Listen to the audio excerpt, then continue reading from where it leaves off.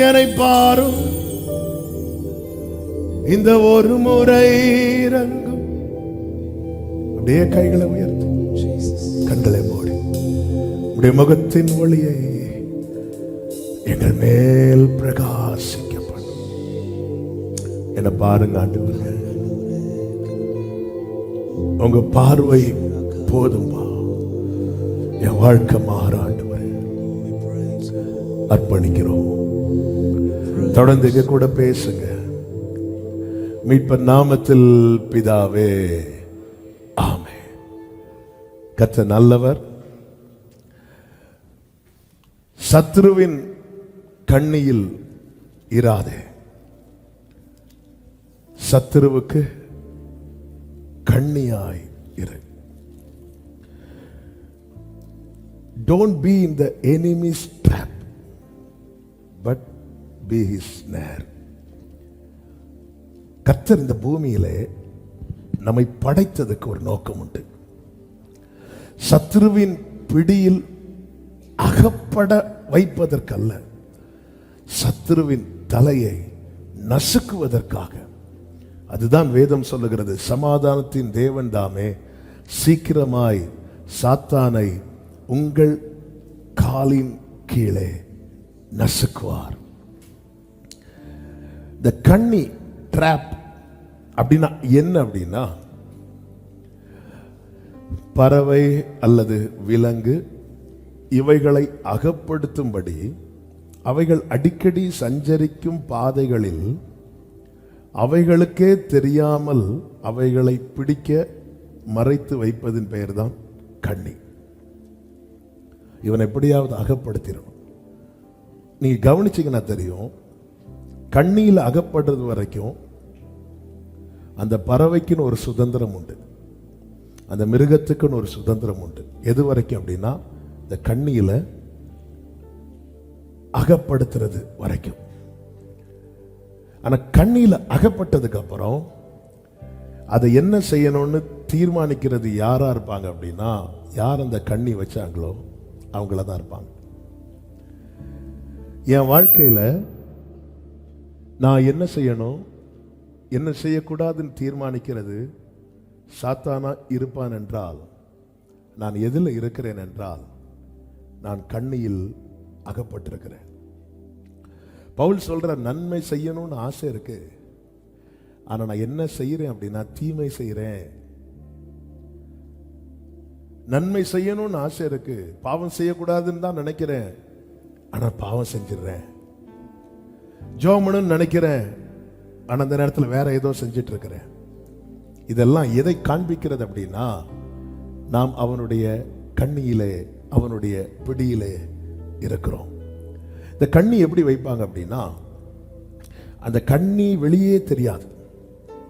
ஒரு பறவையை பிடிக்கிறதுக்கு கண்ணியை வைக்கும்போது அதன் மேல தானியத்தை நல்லா தூவி, அந்த கண்ணியே தெரியாத அளவுக்கு அந்த பறவையை கவர்ந்து இழுக்கக்கூடிய, அவைகளுக்கு பிடித்தமான ஃபுட்டை அதுக்கு மேல ஃபுல்லா பரம்பி வைத்து விடுவார்கள்.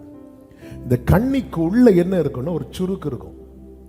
இந்த பறவை என்ன பண்ணும் அப்படின்னா, வேகமாய் பறந்து ஏன்னா அது ஆகாரத்தை தேடி இப்படி அலைஞ்சிட்டே வரும்போது தானியத்தை, அப்படியே கூட்டமா இருக்கிற தானியத்தை பார்த்து தான் அதுக்கு சந்தோஷம் தாங்க முடியாது. அது எங்க உள்ளது, யார் வச்சா எதுவுமே பார்க்காது. ஏன்னா பசி, தனக்கு ஆகாரம் வேணும். அது வேகமாய் பறந்துவது என்ன பண்ணும் அப்படின்னா, அதன் மேல இருந்து அதை கொத்தும். அதன் மேல உட்கார்ந்ததும் என்ன ஆகும், அந்த கண்ணிக்குள்ள இருக்கிற சுருக்குல அது மாட்டிரும், கண்ணியில அவைகள் அகப்படும். இதே போலதான் சத்துரு என்ன செய்வான் என்றால், நம்ம எதுல வீக்கா இருக்கிறோம் அப்படின்னு பார்த்து அதற்கான விசாலமான வாசலை அவன் திறந்து வைத்து உள்ளே ஒரு சுருக்க வச்சிருப்பான். ஆமோஸ் தீர்க்கதரிசன புஸ்தகம் 3வது அதிகாரம் அதனுடைய 5வது வசனத்திலே இப்படி சொல்லப்பட்டிருக்கிறது. ஆமோஸ் 3:5, குருவிக்கு தரையிலே சுருக்கு போடப்படாதிருந்தால் அது கண்ணியில் அகப்படுமோ, அது கண்ணியில் அகப்படுமோ, ஒன்றும் படாதிருக்கையில் கண்ணி தரையிலிருந்து எடுக்கப்படுமோ. நல்ல கவனமா கேளுங்க. கண்ணி வைக்கிறான் சத்ரு அகப்படுவதற்கு. ஆனா அகப்படுறது வரைக்கும் அவன் கண்ணி என்ன செய்ய மாட்டானா, எடுக்க மாட்டான். குருவிக்கு தரையிலே சுருக்கு போடாதிருந்தால் அது கண்ணியில் அகப்படுமோ? நமக்கு நல்லா தெரியும். லோத்து ஆபிரகாமோடு இருந்தவன். தூரத்திலிருந்து ஒரு விசை லோத்து கண்களை ஏறெடுத்து பார்க்கும்போது இந்த சோதோம் பட்டணம் அவன் கண்ணுக்கு எப்படி தெரிந்தது என்றால், கர்த்தருடைய தோட்டத்தை போல தெரிஞ்சான். கர்த்தருடைய தோட்டம், ஏதேன் தோட்டத்தை போல தெரிஞ்சது. ஆனா உள்ள ஒரு சுருக்கு இருக்கிறது அவனுக்கு தெரியல. இவன் என்ன பண்ணா அப்படின்னா, ஆபிரகாமை விட்டு விலகி பிரிந்து சோதோமுக்கு உள்ள போயிட்டான். சோதோமுக்கு உள்ள போன லோத்தால சோதோமை விட்டு சுயமாய் வெளியே வர முடியவில்லை. அந்த லோத்தை குறித்து வேதம் சொல்லுகிறது, அவன் நாள்தோறும் வாதிக்கப்பட்டு கொண்டே இருந்தானாம். தூரத்திலிருந்து பார்க்கும்போது அது எப்படி இருக்கிறதா, ஏதேன் தோட்டத்தை போல இருக்குது. ஆனா உள்ள போனதுக்கு அப்புறம் தான் தெரியுது, இதற்குள்ளே ஒரு சுருக்கு இருக்கிறது, வெளியே வர முடியல. அவன் நாள்தோறும் வாதிக்கப்பட்டானா. மாட்டிட்டேனே. சோதோமை அழிக்க கர்த்தர் தம்முடைய தூதர்களை அனுப்பும் போது இவன் அவர்கள் காலிலே விழுந்து கதறுகிறான், கெஞ்சுகிறான். அப்பொழுது தூதர்கள் சொல்றாங்க, நீ வெளியே வா அப்படின்னு. வெளியே வர முடியல. வேதம் சொல்லுகிறது, அந்த தூதர்கள் லோத்தின் கையை பிடித்து அவனை சோதோமுக்குள்ள இருந்து இழுத்து வெளியே விட்டாங்க. கண்ணி என்பது நாம் அகப்படும் வரைக்கும் அந்த சுருக்கு நமக்கு தெரியாது. அதனாலதான் வேதம் சொல்லுகிறது, கேட்டுக்கு போகும் வாசல் விசாலமா இருக்குமா, விசாலமா இருக்கும். இந்த பூமியில ஒரு மனுஷன் தவறுவதற்கான வாசல்கள் தான் அதிகம் திறக்கப்பட்டிருக்கிறது. ஆனா ஒன்ஸ் ஒருத்தர் மாட்டிட்டான் அப்படின்னா அவன் அடுத்து என்ன செய்யணும், என்ன செய்யக்கூடாது என்பதை தீர்மானிக்கிறது அவனுடைய பெற்றோர் அல்ல.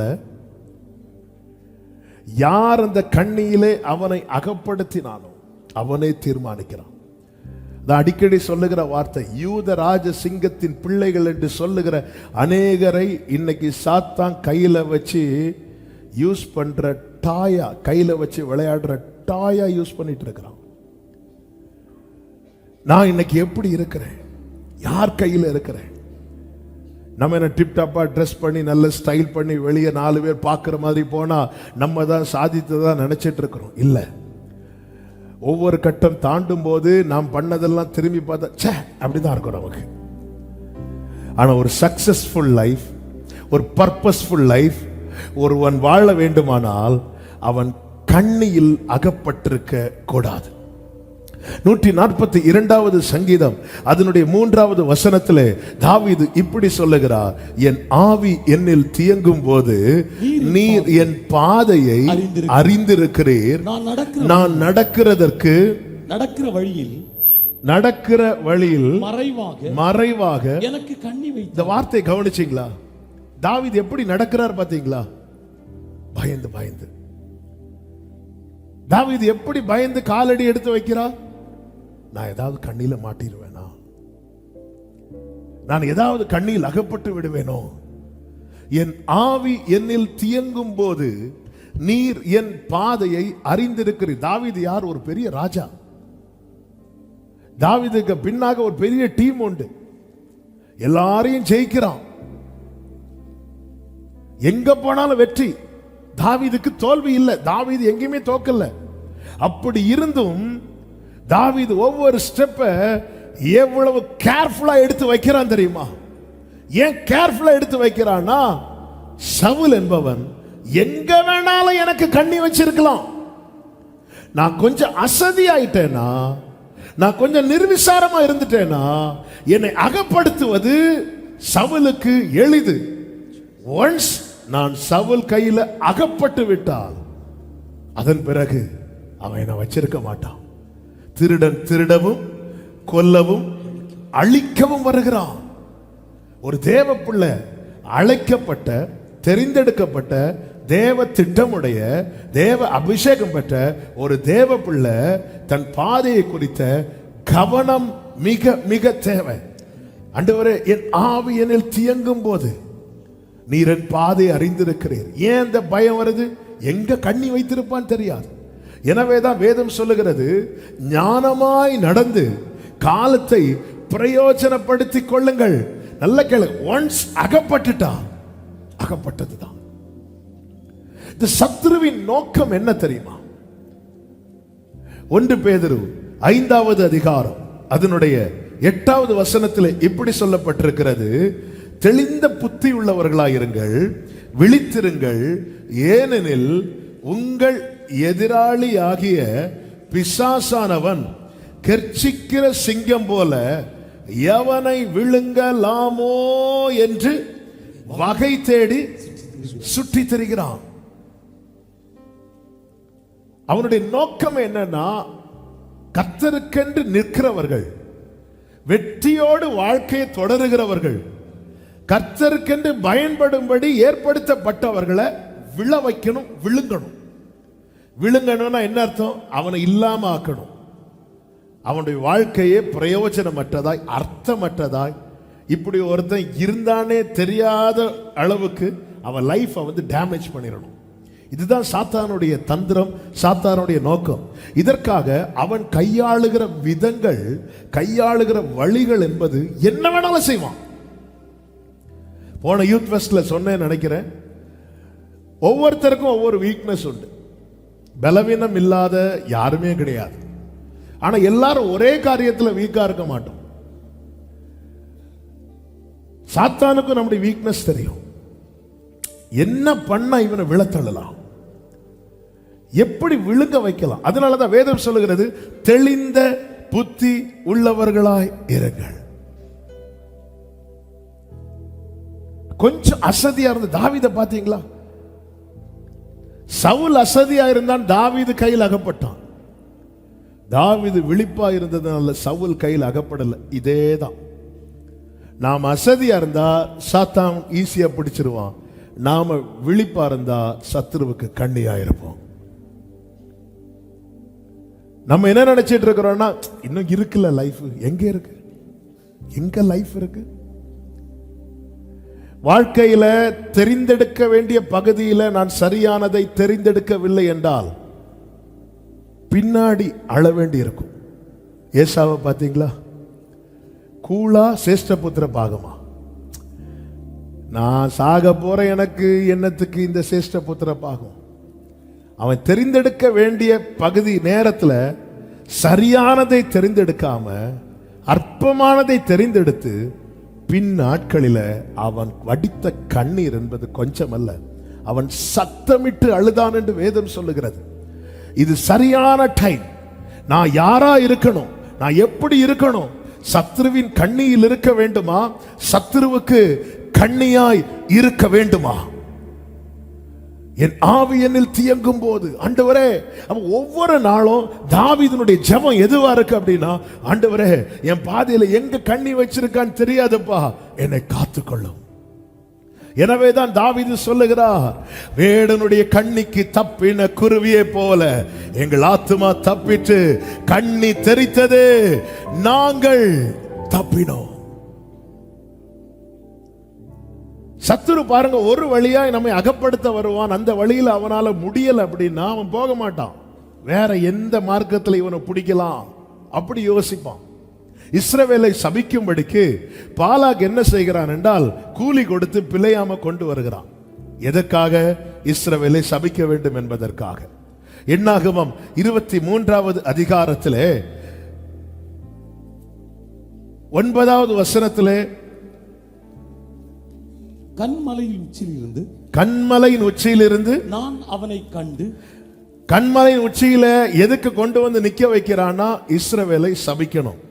அப்ப கண்மலை உச்சியில் இருந்து யார் பார்க்கிறார்னா, பிழையாம் பார்க்கிறான்.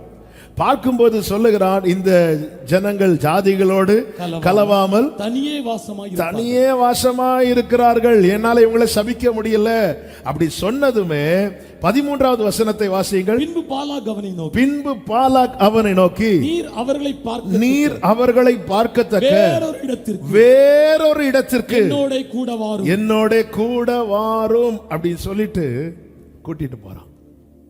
அங்கேயும் சபிக்க முடியல. உடனே 14வது வசனத்திலே 27வது வசனத்தை வாசியுங்கள். 27. அப்பொழுது பாலாக் பிலேயாமை நோக்கி, வாரும் வேறொரு இடத்துக்கு உம்மை அழைத்துக் கொண்டு போகிறேன் அப்படின்னு சொல்லிட்டு. எதுக்கு இந்த வசனங்களை எடுத்தேன் அப்படின்னா, நல்ல கவனமா கேளுங்க. பாலாக் எதிராளி தன்னுடைய ஒரு காரியம் நடக்கல அப்படின்னு வந்ததும் அவன் முயற்சியை விடல, அவன் வேற மார்க்கத்தை ட்ரை பண்றான். எதுக்கு அப்படின்னா, இவங்க மேல சாபம் விழணும், இவங்க மேல சாபம் விழணும். நம்மை குறித்து தேவனுக்கு எப்படி ஒரு திட்டம் இருக்கிறதோ அதே போல நம்மை குறித்து சாத்தானுக்கும் ஒரு திட்டம் இருக்கிறது. தேவன் நம்ம எல்லாவற்றிலும் மேன்மையா வைக்க விரும்புகிறார் என்றால் சாத்தான் நம்ம எல்லாத்திலையும் கீழே வைக்கணும்னு நினைப்பான். சாத்தான் என்பவன் தேவனுக்கு எதிரானவன், எதிராளி. அப்ப எனக்கான ஒரு தேவ திட்டம் இன்னது என்பது அவனுக்கு தெரிஞ்சிட்டுனா அதற்கு எதிரான திட்டத்தை போட்டுட்டே இருப்பான். ஸ்ரீகள் பாடினார்கள், சவுல் கொண்டது 1000, தாவீது கொண்டது 10000 என்று. உடனே சவுல் என்ன பண்றான், பொல்லாத ஆவி அவனுக்குள்ள இருக்கிறது, அவனை 1000 பேருக்கு அதிபதியா வைக்கிறான். இன்னைக்கு நாம் எந்த திட்டத்தை நோக்கி பயணித்துக் கொண்டிருக்கிறோம்? நம்மை குறித்த தேவ திட்டம், நம்மை குறித்த சாத்தானின் திட்டம். நம்மை குறித்த தேவ திட்டம் என்ன? வீட்டிலே நிலைத்திருப்பது. நம்மை குறித்த சாத்தானின் திட்டம் என்ன? பன்றி மேய்த்து பன்றிகளுக்கு வைக்கக்கூடிய தவிடு கூட சாப்பிட முடியாத நிலையில கொண்டு வந்து விடுவது. என் ஆவி என்னில் தியங்கும் போது நீர் என் பாதையை அறிந்திருக்கிறீர். நான் எப்படி இருக்கிறேன்? நெகேமியா 9வது அதிகாரத்திலே தேவ ஜனங்கள் தங்கள் பிள்ளைகளை உணர்ந்து ஆண்டவரை நோக்கி பார்த்து சொல்ல வார்த்தை கடைசி வசனங்கள்ல நீங்க பாத்தீங்கன்னா அதுல சொல்றாங்க, நாங்கள் கொடிய இக்கட்டில் மகா இக்கட்டில் அகப்பட்டிருக்கிறோம். எங்கள் அக்கிரமங்களினாலே எங்கள் பாவங்களின் நிமித்தம் நாங்கள் மகா இக்கட்டில் அகப்பட்டிருக்கிறோம். எனவேதான் வேதம் சொல்லுகிறது, நீதிமொழிகள் 22:5 மாறுபாடு உள்ளவனுடைய வழியிலே முள்ளுகளும் கண்ணிகளும் உண்டு, தன் ஆத்துமாவை காக்கிறவன் அவைகளுக்கு தூரமாய் விலகி போவான். ஆமென். மாறுபாடு உள்ளவன் ஒரு நேரம் ஒன்னை யோசிச்சுட்டு இன்னொரு நேரம் இன்னொன்னு நினைக்கிறவன், ஜெபிக்கணும்னு பிளான் பண்ணிட்டு ஜெபிக்காம இருக்கிறவன், ஒரு காரியத்தை செய்யணும்னு தீர்மானிச்சுட்டு செய்யாம இருக்கிறோம் தெரியும். அதான் மாறுபாடு உள்ள நிலை. நேற்று ஒரு முடிவில் இருப்போம், இன்னைக்கு வேற ஒரு முடிவு எடுப்போம். அவனுடைய வழியில என்ன இருக்குதான்? முள்ளுகளும் கண்ணிகளும் இருக்கிறதா. ஆனால் தன் ஆத்துமாவை காக்கிறவன் அவைகளுக்கு விலகி தூரமாய் போவான்.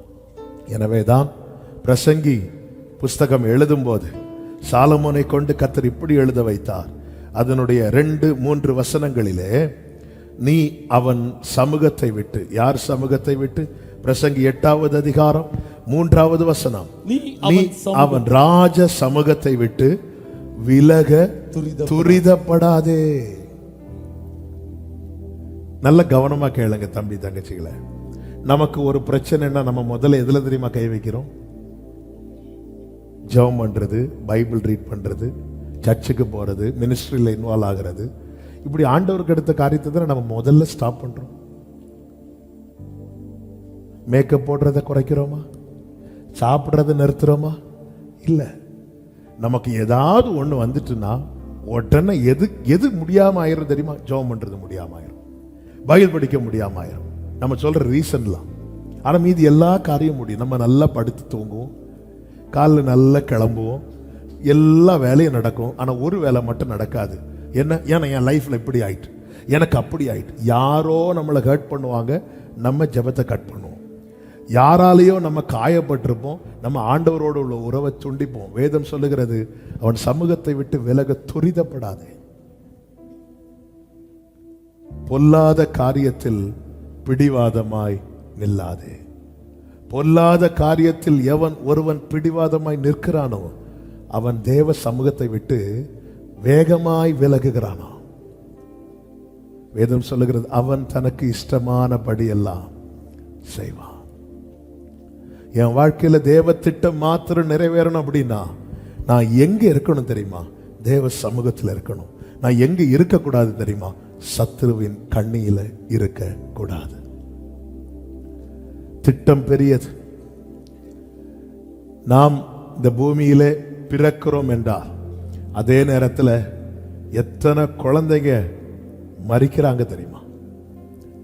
டெலிவரி டைம்ல ஒரு பேபி பிறக்கும் போது 4 பேபிஸ் இறக்கிறதா ஒரு ரிப்போர்ட் இருக்கு.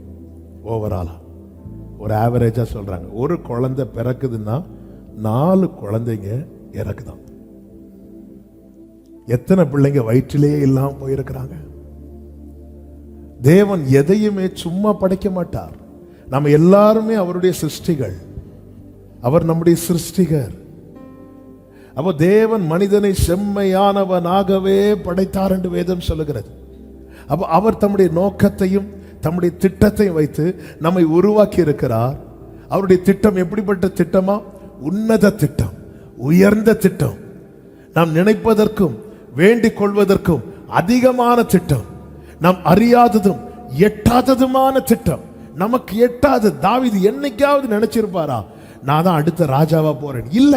யோசேப்பு நினைச்சிருப்பாரா இந்த எகிப்துல கையில விலங்கு காலில் விலங்கு சிறை வஸ்திரம் போட்டு ஜெயில இருக்கும்போது யோசேப்பு கற்பனை கூட பண்ணியிருப்பாரா நாளைக்கு பார்வோன் பக்கத்து சேர்ல நான் உட்கார போறேன்? இல்ல. நம்ம எல்லாம் யூகிக்க முடியாத அளவுக்கு தேவ திட்டம் பெரியதா இருக்கிறது. இந்த திட்டம் பெரியதா இருப்பது என்பதை சத்துரு உணர்ந்தனாலதான் அவன் என்ன செய்கிறான் அப்படின்னா அந்த கண்ணியில அகப்படுத்த ட்ரை பண்றான். 2 பிரதானமான காரியத்தை உங்கள் மத்தியில் பகிர்ந்து கொள்ளதான் இந்த நாளிலே கர்த்தர் வார்த்தையை தருகிறார். 1, சத்துருவின் கண்ணியில் இருந்து நீ வெளியே வா.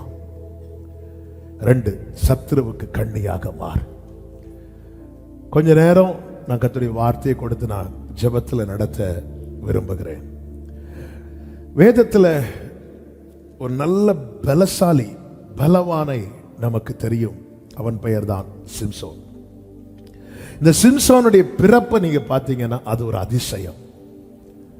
சிம்சோன் பிறக்கிறதுக்கு அந்த வீட்டிற்கு சான்ஸே கிடையாது. மனோவாவின் மனைவிக்கு குழந்தை கிடையாது. இப்பொழுது கர்த்தர் என்ன செய்கிறார் அப்படின்னா தூதனை அனுப்பி இந்த காரியத்தை சொல்லுகிறார். உனக்கு ஒரு பையன் பிறக்க போறான். அவனை கர்த்தர் இரட்சகனா ஏற்படுத்த போகிறார். இப்போ இவங்க கேட்கிறாங்க, ஆண்டவரே இவைகள் நடக்குதுன்னா நாங்க உங்களை மகிமைப்படுத்தும்படிக்கு உங்களுடைய நாமம் என்ன அப்படின்னு கேட்கும்போது கர்த்தர் சொல்லுகிறார், என் நாமம் அதிசயம். சிம்சோனுடைய பிறப்பு அதிசயம். பிறப்பு அதிசயம் மாத்திரமல்ல, அவன் தலையில சவரகன் கத்தி படக்கூடாதபடிக்கு அவன் ஒரு பிரதிஷ்டையில வளர்க்கப்பட்டவன். அவன் மேல தேவ திட்டம் இருந்தது. தேவ திட்டம் மாத்திரமல்ல, தேவ பலம் அவனுக்குள் இருந்தது. அதனாலதான் அவன் வழியை ஒரு விசை சிங்கம் வந்தபோது இந்த சிம்சோன் என்ன பண்றான் அப்படின்னா அதை ஒரு ஆட்டுக்குட்டியை கிழித்து போடுவது போல கிழித்து போடுகிறான். அவனுடைய பிறப்பு அதிசயம். பிரதிஷ்டையில் வளர்க்கப்படுகிறான். தேவ திட்டம் அவன் மேல் இருக்கிறது. தேவ பலன் அவனுக்குள் இருக்கிறது. எல்லாவற்றுக்கும் மேல தேவ பாதுகாப்பு அவனுக்குள் இருக்கிறது. எத்தனை முறை பெலிஸ்தீர் அவனை பிடிக்க வந்தாங்க. ஒரு தேவ பிள்ளை நல்லா புரிஞ்சுக்கோங்க. பிறப்பு அதிசயம், பிரதிஷ்டையில் வளர்க்கப்படுகிறான். தேவ திட்டம் அவன் மேல், தேவ பலம் அவனுக்குள், தேவ பாதுகாப்பு அவனுக்கு. இப்படிப்பட்ட ஒரு மேலான கிருபைக்குள்ளே வளர்ந்தவன் வாழ்ந்தவன் தான் சிம்சோன். ஆனா சத்துரு என்ன பண்ணா அப்படின்னா முதல்ல சிம்சோனுக்கு செய்த காரியம், நியாயாதிபதிகள் 14:8 சொல்லப்பட்டிருக்கிறது, அவன் வழி விலகி போனான். வழி விலகி போன ட்ராக்க மாத்திரம். தம்பி தங்கச்சி நல்லா புரிஞ்சுக்கோங்க, எடுத்ததும் அவன் விழுங்க வரமாட்டான். ஒரு விசை சிம்சோனை விழுங்க வந்து பார்த்தான், விழுங்க முடியவில்லை. அப்ப பார்த்தா இனி இவனை விழுங்குறதுக்கு என்ன பண்ணலாம், சிம்சோனை விழ வைப்பதற்கு என்ன பண்ணலாம். ஃபர்ஸ்ட் அவன் செய்யற காரியம் என்ன தெரியுமா, ட்ராக் மாத்துவான். ட்ராக் மாறினா ஈஸியா தெரியாது நமக்கு. இப்ப இந்த ஹைவே எல்லாம் இருக்குல்ல, போயிட்டு இருக்கும் போது சில சப்வே வரும். நம்ம போற இடம் வந்து அந்த ரோடு எடுத்து போக வேண்டியதா இருக்கும். அதுவும் ஸ்ட்ரைட் ரோடு மாதிரி தான் இருக்கும். நம்ம மேப்பை பார்த்துட்டு போயிட்டே இருப்போம், இந்த ரோடை மிஸ் பண்ணிடுவோம். மேப்பு நேராக காட்டிட்டு தான் இருக்கும். வண்டி நேராக போயிட்டு இருக்கோம். ஒரு குறிப்பிட்ட இடம் வரும்போது தான் நம்ம ரியலைஸ் பண்ண ஆரம்பிப்போம், நம்ம இடையில ஒரு ரோடை மிஸ் பண்ணிட்டோம். அது அந்த குறிப்பிட்ட எல்லை வரும்போது மட்டும்தான் நமக்கு உணர்வு வருமே தவிர, மற்றபடி நம்ம என்ன நினைக்கிறோம், நான் கரெக்டாக தானே போயிட்டு இருக்கிறேன், நான் சரியாக தானே வாழ்ந்துட்டு இருக்கிறேன், நான் கரெக்டாக தானே போயிட்டு இருக்கிறேன், ஏன் பாதை கரெக்டாக தான், நான் ஜெபம் பண்றேன், பைபிள் படிக்கிறேன், எல்லாம் செஞ்சுட்டு தானே இருக்கிறேன். ட்ராக் மாத்தி விட்டுட்டான். ஷைனி வில்சன் நினைக்கிறேன், எனக்கு பேர் சரியா ஞாபகம் வரல. இந்தியால இருந்து போன அத்லெட். ஒரு ரன்னிங் ரேஸ்ல ஓடி போய் அவங்களுக்கு பிரைஸ் கிடைச்சது, மெடல் கிடைச்சது. பயங்கர சந்தோஷம். இந்தியால இருந்து போனவங்களுக்கு மெடல் கிடைச்சிட்டுங்கிற சந்தோஷம். அந்த மெடல் கொடுக்கிறதுக்கு எல்லாம் ரெடியா இருக்கும்போது அதை ரீப்ளே பண்ணி பார்க்குறாங்க. ரீப்ளே பண்ணி பார்க்கும்போது இவங்களுக்குன்னு ஓடின ட்ராக்ல இருந்து கால் வந்து சைடு ட்ராக்ல லைட்டா பட்டுட்டு வந்துட்டு, அடுத்த ட்ராக்ல ஓடல. ஓடும்போது இவங்க ட்ராக்ல இருந்து அடுத்த ட்ராக்ல இவங்க கால் போய் பட்டுட்டு வந்துட்டு, அந்த ஒரே ரீசனுக்காக இவர்களுக்கு கொடுக்கவிருந்த அந்த மெடலை திரும்ப வாங்கிட்டாங்க. அதாவது சாப்பாடே இல்லைன்னு வரும்போது உண்டாகிற வருத்தத்தை விட, நம்மள கை கழுவ வச்சு உட்கார வச்சு இலைய போட்டுட்டு எல்லா வாளியும் கொண்டு வந்து ஃப்ரெண்ட்ல நிறுத்திட்டு உங்களுக்கு சாப்பாடு கிடையாதுன்னு சொன்னா, கவலைப்படாது, உங்களுக்கு சாப்பாடு உண்டு. அது எவ்வளோ வலியா இருக்கும் தெரியுமா? இந்த ட்ராக் மாறினா இதான் பிரச்சனை. நிறைய காரியம் நமக்கு கையற்ற தூரத்தில் வரும். இஸ்ரவேல் ஜனங்கள் எகிப்திலிருந்து கானானை நோக்கி பயணித்தார்கள். ஆனால் வேதம் சொல்லுகிறது, அவர்கள் இருதயத்திலே எகிப்துக்கு திரும்பிட்டாங்களாம். அதனால என்னாச்சு தெரியுமா? அவங்களுக்கு மன்னா கிடைச்சது, கண்மலையில தண்ணீர் கிடைச்சது, அவங்களுக்கு மாறா மதுரமா மாறுச்சு. அவங்க ஏழ்மையும் பார்த்தாங்க. அவங்க செருப்பு பழசாகல, செருப்பு தேயல, வஸ்திரம் பழசாகல, எல்லாமே அவங்களுக்கு ஓகே. ஆனா என்ன மிஸ் ஆயிட்டு அப்படின்னா, அந்த கானான் மிஸ் ஆயிட்டு. இந்த ட்ராக் மாறினா எல்லாம் கிடைக்கும். ஆனா நமக்கென்று தேவன் ஏற்படுத்தி வைத்த அந்த உயர்ந்த ஸ்தானம், அந்த மேன்மை, அது நஷ்டமாயிரும். எனவேதான் நீங்க யோசேப்பை கவனிச்சீங்கன்னா தெரியும், போர்த்திபார் வீட்டில் யோசேப்புக்கு பாவம் செய்யும்படியான ஒரு பெரிய தருணம் கிடைத்த போது, ஒரு வாலிப பருவம் என்று சொல்லும் போது, கண்களின் இச்சை, மாம்ச இச்சை, ஜீவனத்தின் பெருமை, இவைகள் மூன்றுமே ரொம்ப பீக்கா இருக்கிற ஒரு பருவம் தான் இந்த வாலிப பருவம். அதனாலதான் பாத்தீங்களா, சின்ன பிள்ளைங்களா இருப்பாங்க, எனக்கு பைக் வேணும் அப்படிம்பாங்க. எனக்கு பைக் வேணும், ஏன்னா நானும் எப்படி போனோம், அப்படி பந்தாவா போனோம். ஒரு நாள் தான் ஜிம்முக்கு போயிருப்பான், ஃபேனை ஸ்பீடா வச்சா ஆள் இருக்க மாட்டான். ஆனா பாத்தீங்கன்னா இப்படிதான் நடக்க பார்த்திருக்கீங்களா? சிலர் ஸ்ட்ரோக் வந்த மாதிரி. ஏன்னா ஜிம்முக்கு போயிருக்க கூட மாட்டான், ஃபீஸ் ஜாயின் பண்ணிட்டு தான் வந்திருப்பான். உள்ள என்ட்ராயிட்டு வரும்போதே அதான் ஜீவனத்தின் பெருமை, மாம்ச இச்சை, கண்களின் இச்சை. ஆதாமை இவைகளில் விழத்தள்ள பார்த்தான், விழ வைத்தான், கண்ணியில் அகப்படுத்தினான். மனுஷன் தேவ மகிமை அற்றவனானா? இவன் எதுல வீக்கா இருக்கிறான், அதுல புடிவன, அதுல புடி. யோசேப்பை பாருங்க, அந்த மாம்ச இச்சை, கண்களின் இச்சை, போர்த்திபாரின் மனைவி அவனை பாவத்தில் இழுக்க வரும்போது வேதம் சொல்லுகிறது அவன் விலகி ஓடினான். அவன் அகப்பட்டிருந்தா ஒருவேளை இந்த நியூஸ் வெளியே வந்திருக்காது. ஆனா கடைசி வரை அவன் போர்த்திபார் வீட்டில் வேலைக்காரனா தான் இருப்பான். அவன் விலகினதுனால தேவ திட்டத்துக்குள்ள போய் உக்காந்துட்டான். நீ பொல்லாத காரியத்துல பிடிவாதமா இராதே. அவைகள் உன்னை தேவ சமூகத்தை விட்டு தூரப்படுத்தும். தேவ சமூகத்தை விட்டு உன்னை தூரப்படுத்தினால் உன் வாழ்க்கையிலே தேவ சித்தம் நிறைவேறாது. இந்த சிம்சோனை சாத்தான் செய்த முதல் காரியம் இவனை ட்ராக்க மாத்த வைக்கிறான். அதன் பிறகு அவனை பார்த்தீங்கன்னா தெலீலாள் என்பவளை அவன் நேசிக்க ஆரம்பித்த போது இந்த பெலிஸ்தியர் என்ன செய்கிறார்கள்?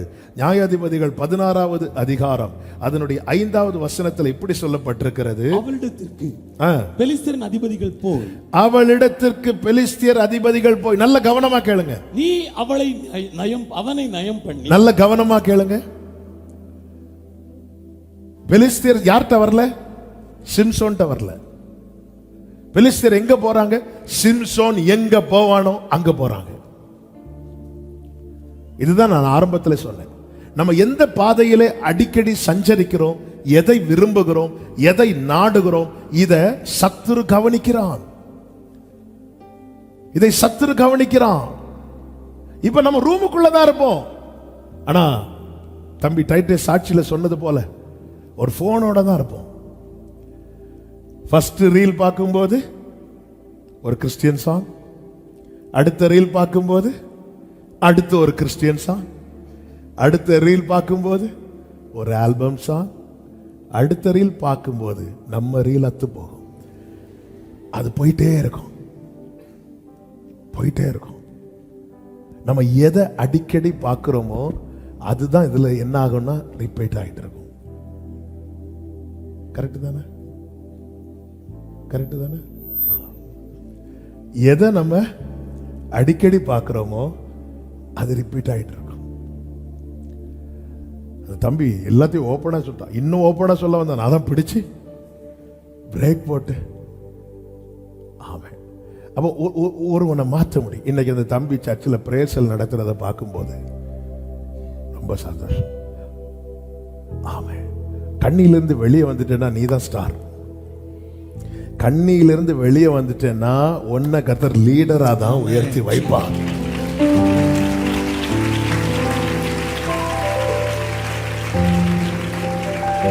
இந்த பெலிஸ்தியர் சிம்சோன் கிட்ட போய் பார்த்தாங்க, முடியல. சிம்சோன் கிட்ட போய் பார்த்தாங்க. நல்லா புரிஞ்சுக்கோங்க, சாத்தான் போராடுறது நமக்கு விரோதமாய் வந்து அட்டாக் பண்ணுவது மாத்திரமல்ல, அவனுக்கு அது முடியலன்னு தெரிஞ்சதும் அவனுக்கு பிளான் பி இருக்கு, பிளான் சி இருக்கு, பிளான் டி இருக்கு. ஒண்ணுல ஜெயிச்சிட்டோம், ஒண்ணுல ஜெயிச்சிட்டோம் அசதி ஆயிட்டோம்னா இன்னொன்னுல விழுந்துரும். எரிகோ பட்டணத்தை ஜெயிக்கிறதுக்கு இஸ்ரவேலர்கள் அவ்வளவு ஆயத்தமானாங்க. ஆனா ஆயி பட்டணத்தை ஜெயிக்கிறது அசதியா போனாங்க. அங்க அடி வாங்கிட்டு வந்தாங்க. பிளானே இவங்க என்னெல்லாமோ கேட்டு பார்க்கறாங்க. பேரண்ட போய் மிரட்டுறாங்க. எல்லாரும் சிம்சோனை கட்டி கொடுக்கறாங்க. இப்படி கட்டி அவங்க முன்னாடி கொடுக்கறாங்க. சிம்சோன் கையில ஒரு கழுதை எலும்பு கிடைச்சது, அவ்வளவு வரையும் அடிச்சு கொண்டுட்டான். எல்லாம் சிம்சோனாலே பயம். விட்டாங்களா? இல்ல. அவங்க இப்ப பாக்குறாங்க சிம்சோன் எதுல வீக்கா இருக்கிறான். ஏ இவன் அவ கூட சேட் பண்றான், ஹாய் சேட் பண்றான். அப்ப நம்ம இப்ப யார பிடிக்கலாம்னா அவளை பிடிக்கலாம். அவளிடத்திற்கு பெலிஸ்தியரின் அதிபதிகள் போய் அவங்க சொல்றாங்க பாருங்க, நீ அவனை நயம் பண்ணி. தெலீலாள் சிம்சோனை கவர்ந்து இழுக்கிறதுக்கு பின்னாக இருப்பது பெலிஸ்தியரின் ஆவி. அவளுக்கு எப்படி அட்ராக்ட் பண்ணணும்னு தெரியல. இவங்க சொல்லி கொடுக்கறாங்க. சாத்தான் சொல்லி கொடுப்பான், சாத்தான் சொல்லி கொடுப்பான். நீ அப்படி சும்மா போகாத, அந்த பென்சில் எடுத்து கண்ணு இங்க வர இழு, இழுக்க முடியலன்னா கண்ணிலே குத்து. இப்படி இழுத்துட்டு போனேன்னா அப்படி கண்ணாடி முன்னாடி நின்று, உனக்கு கையில பென்சில் கொடுத்தது பேப்பர்ல எழுதி பழக. இது இங்க அதிகம் எழுதுறவங்களுக்கு ஆன்சர் ஷீட்ல எழுதவே வராது. பார்த்துட்டே இருப்பாங்க. ஏன்னா வீட்டுல ஃபுல்லா எங்க எழுதி பழகிட்டாங்க. நீ அவனை நயம் பண்ணி, ஆமென், எடுத்துட்டு வா பெயிண்ட் பிரஷ, அடி. பத்தாது, நீ அவனை நயம் பண்ணணும்னா இது பத்தாது. யாரு சொல்லி கொடுக்கிறா? பெலிஸ்தியன் மைண்ட்ல என்ன இருக்கு? அவனுக்கு plan A, plan B, plan C, plan D இருக்கும். சில சொல்லுவாங்க, அது எனக்கு ஆரம்பத்துல அவளை பிடிக்கவே இல்லை, இப்போ என்ன அவளை தவிர வேற ஒண்ணுமே, எனக்கு ஆரம்பத்துல அவளை பார்க்கவே பிடிக்காது, எனக்கு இப்ப அவளை தவிர வேற ஒண்ணுமே பிடிக்காது. கண்ணு போக போகுது. பெலிஸ்தியன், நீ அவனை நயம் பண்ணு. நயம் பண்ணி அடுத்த வார்த்தை அவனுடைய மகா பலம். நல்ல கவனிங்க. பெலிஸ்தியன் தெரிஞ்சிருக்கு, இவனுக்குள்ள இருக்கிறது சாதாரண பலம் கிடையாது. அபிஷேகம் பெற்ற தேவ பிள்ளையே, உனக்குள்ள இருக்கிற பலனை உனக்கு தெரியாது, சத்துரு நோட் பண்ணி வச்சிருக்கிறான். நீ சில காரியத்தில் எஸ்கேப் ஆகி, இந்த சத்துரு வைத்த கண்ணியில இருந்து ஒருத்தன் எஸ்கேப் ஆயிட்டானா அவருடைய ஃபுல் ஃபோக்கஸ் அவன் மேலதான் இருக்கும். அதனாலதான் நான் ஆரம்பத்தில் இது தாவீது சொன்ன வார்த்தையை சொன்னேன், என் ஆவி என்னில் தியங்கும் போது, அது அர்த்தம் நான் விழுந்துடக்கூடாதுப்பா, நான் விழுந்துடக்கூடாது ஆண்டவரே, நான் விழுந்துட்டேன்னா அதுக்கப்புறம் இல்லை. அதனாலதான் ஒரு சங்கீதத்துல தாவீது சொல்லியிருப்பார், நான் இனி இராமற் போகும் முன்னே தேர்தல் அடையும்படி என்னிடத்தில் பொறுமையாயிரும். நான் இனி இராமல் போகும் முன்னே. சத்துரு தாவீது கையில எத்தனை முறை கிடைச்சான்? சவுல் தாவீது கையில அகப்பட்டது போல தாவீது சவுல் கையில் அகப்பட்டிருந்த தாவீது இல்லை. ஏன்னா தாவீதுக்குள்ள நன்மை இருக்கு, சவுலுக்குள்ள தீமை இருக்கு. தாவீதுக்குள்ள இருக்கிறது பரிசுத்த ஆவி, சவுலுக்குள்ள இருக்கிறது பொல்லாத ஆவி. இந்த பொல்லாத ஆவியுடைய மனிதர்கள் நமக்கு வைக்கிற கண்ணியில நம்ம அகப்பட்டோம்னா அவங்க எதுல கவனம் வைக்கிறாங்க பாத்தீங்களா? இவனுடைய இந்த மகாபலம் எதினால் உண்டாயிருக்கிறது என்றும், நாங்கள் அவனை கட்டி சிறுமைப்படுத்துகிறதற்கு எதினாலே அவனை மேற்கொள்ளலாம் என்றும் அறிந்து கொள். அப்பொழுது நாங்கள் ஒவ்வொருவரும் 1100 வெள்ளிக்காசு உனக்கு கொடுப்போம். 6வது வசனத்தில் அப்படியே தெலீலாள் சிம்சோனை பார்த்து பேசும்போது, 9வது வசனத்தை வாசிங்க. பதிவிருக்கிறவர்கள் அறை வீட்டிலே காத்திருக்கும் போது, எங்க காத்திருக்கிறாங்க? சிம்சோன் என்ன நினைச்சிட்டு இருக்கிறான் தெரியுமா? நானும் தெலீலாளும் மட்டும்தான் இருக்கிறோம் என்று நினைத்து கொண்டிருக்கிறான். இல்ல, அதே அறை வீட்டுக்குள்ள சிம்சோன் கதையை முடிக்கிறவங்க வெயிட் பண்ணிட்டு இருக்கிறாங்க. நமக்கு இறங்கும்படி கர்த்தர் காத்திருக்கிறார், நம்மை வீழ்த்தும்படி சத்துரு காத்திருக்கிறான். இங்க என்னாச்சு அப்படின்னா, சிம்சோனை கட்டிட்டாங்க, ஆனா கிருபையாய் அவன் காப்பாற்றப்பட்டான். இப்படி ஒரு விசை 2 விசை அல்ல, 3 விசை காப்பாற்றப்படுகிறான். 3 விசை இவனை வீழ்த்த முடியவில்லை என்று அறிந்ததும் இவர்கள் இந்த பிளான கைவிடல. இந்த பிளான் அவங்க விடல. குருவி அகப்படாமல் கண்ணி தரையிலிருந்து எடுக்கப்படுமோ?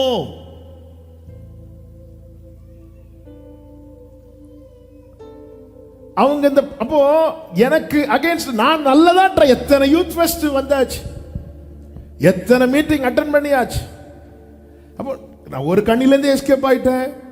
கண்ணி இனி பிரச்சனை இல்லைன்னு பார்த்தா அடுத்த பிரச்சனை வருது. அப்போ இதுக்கு என்ன தீர்வு? ஒரே ஒரு தீர்வு தான் இருக்கிறது. என்ன? நீ கண்ணியா மாறிடு. நீ கண்ணியா மாறிடு. நீ கண்ணியா மாறாம சத்ருவின் கண்ணியிலிருந்து வெளியே வரதும் உள்ள போறதும், வெளியே வரதும் உள்ள போறதும்.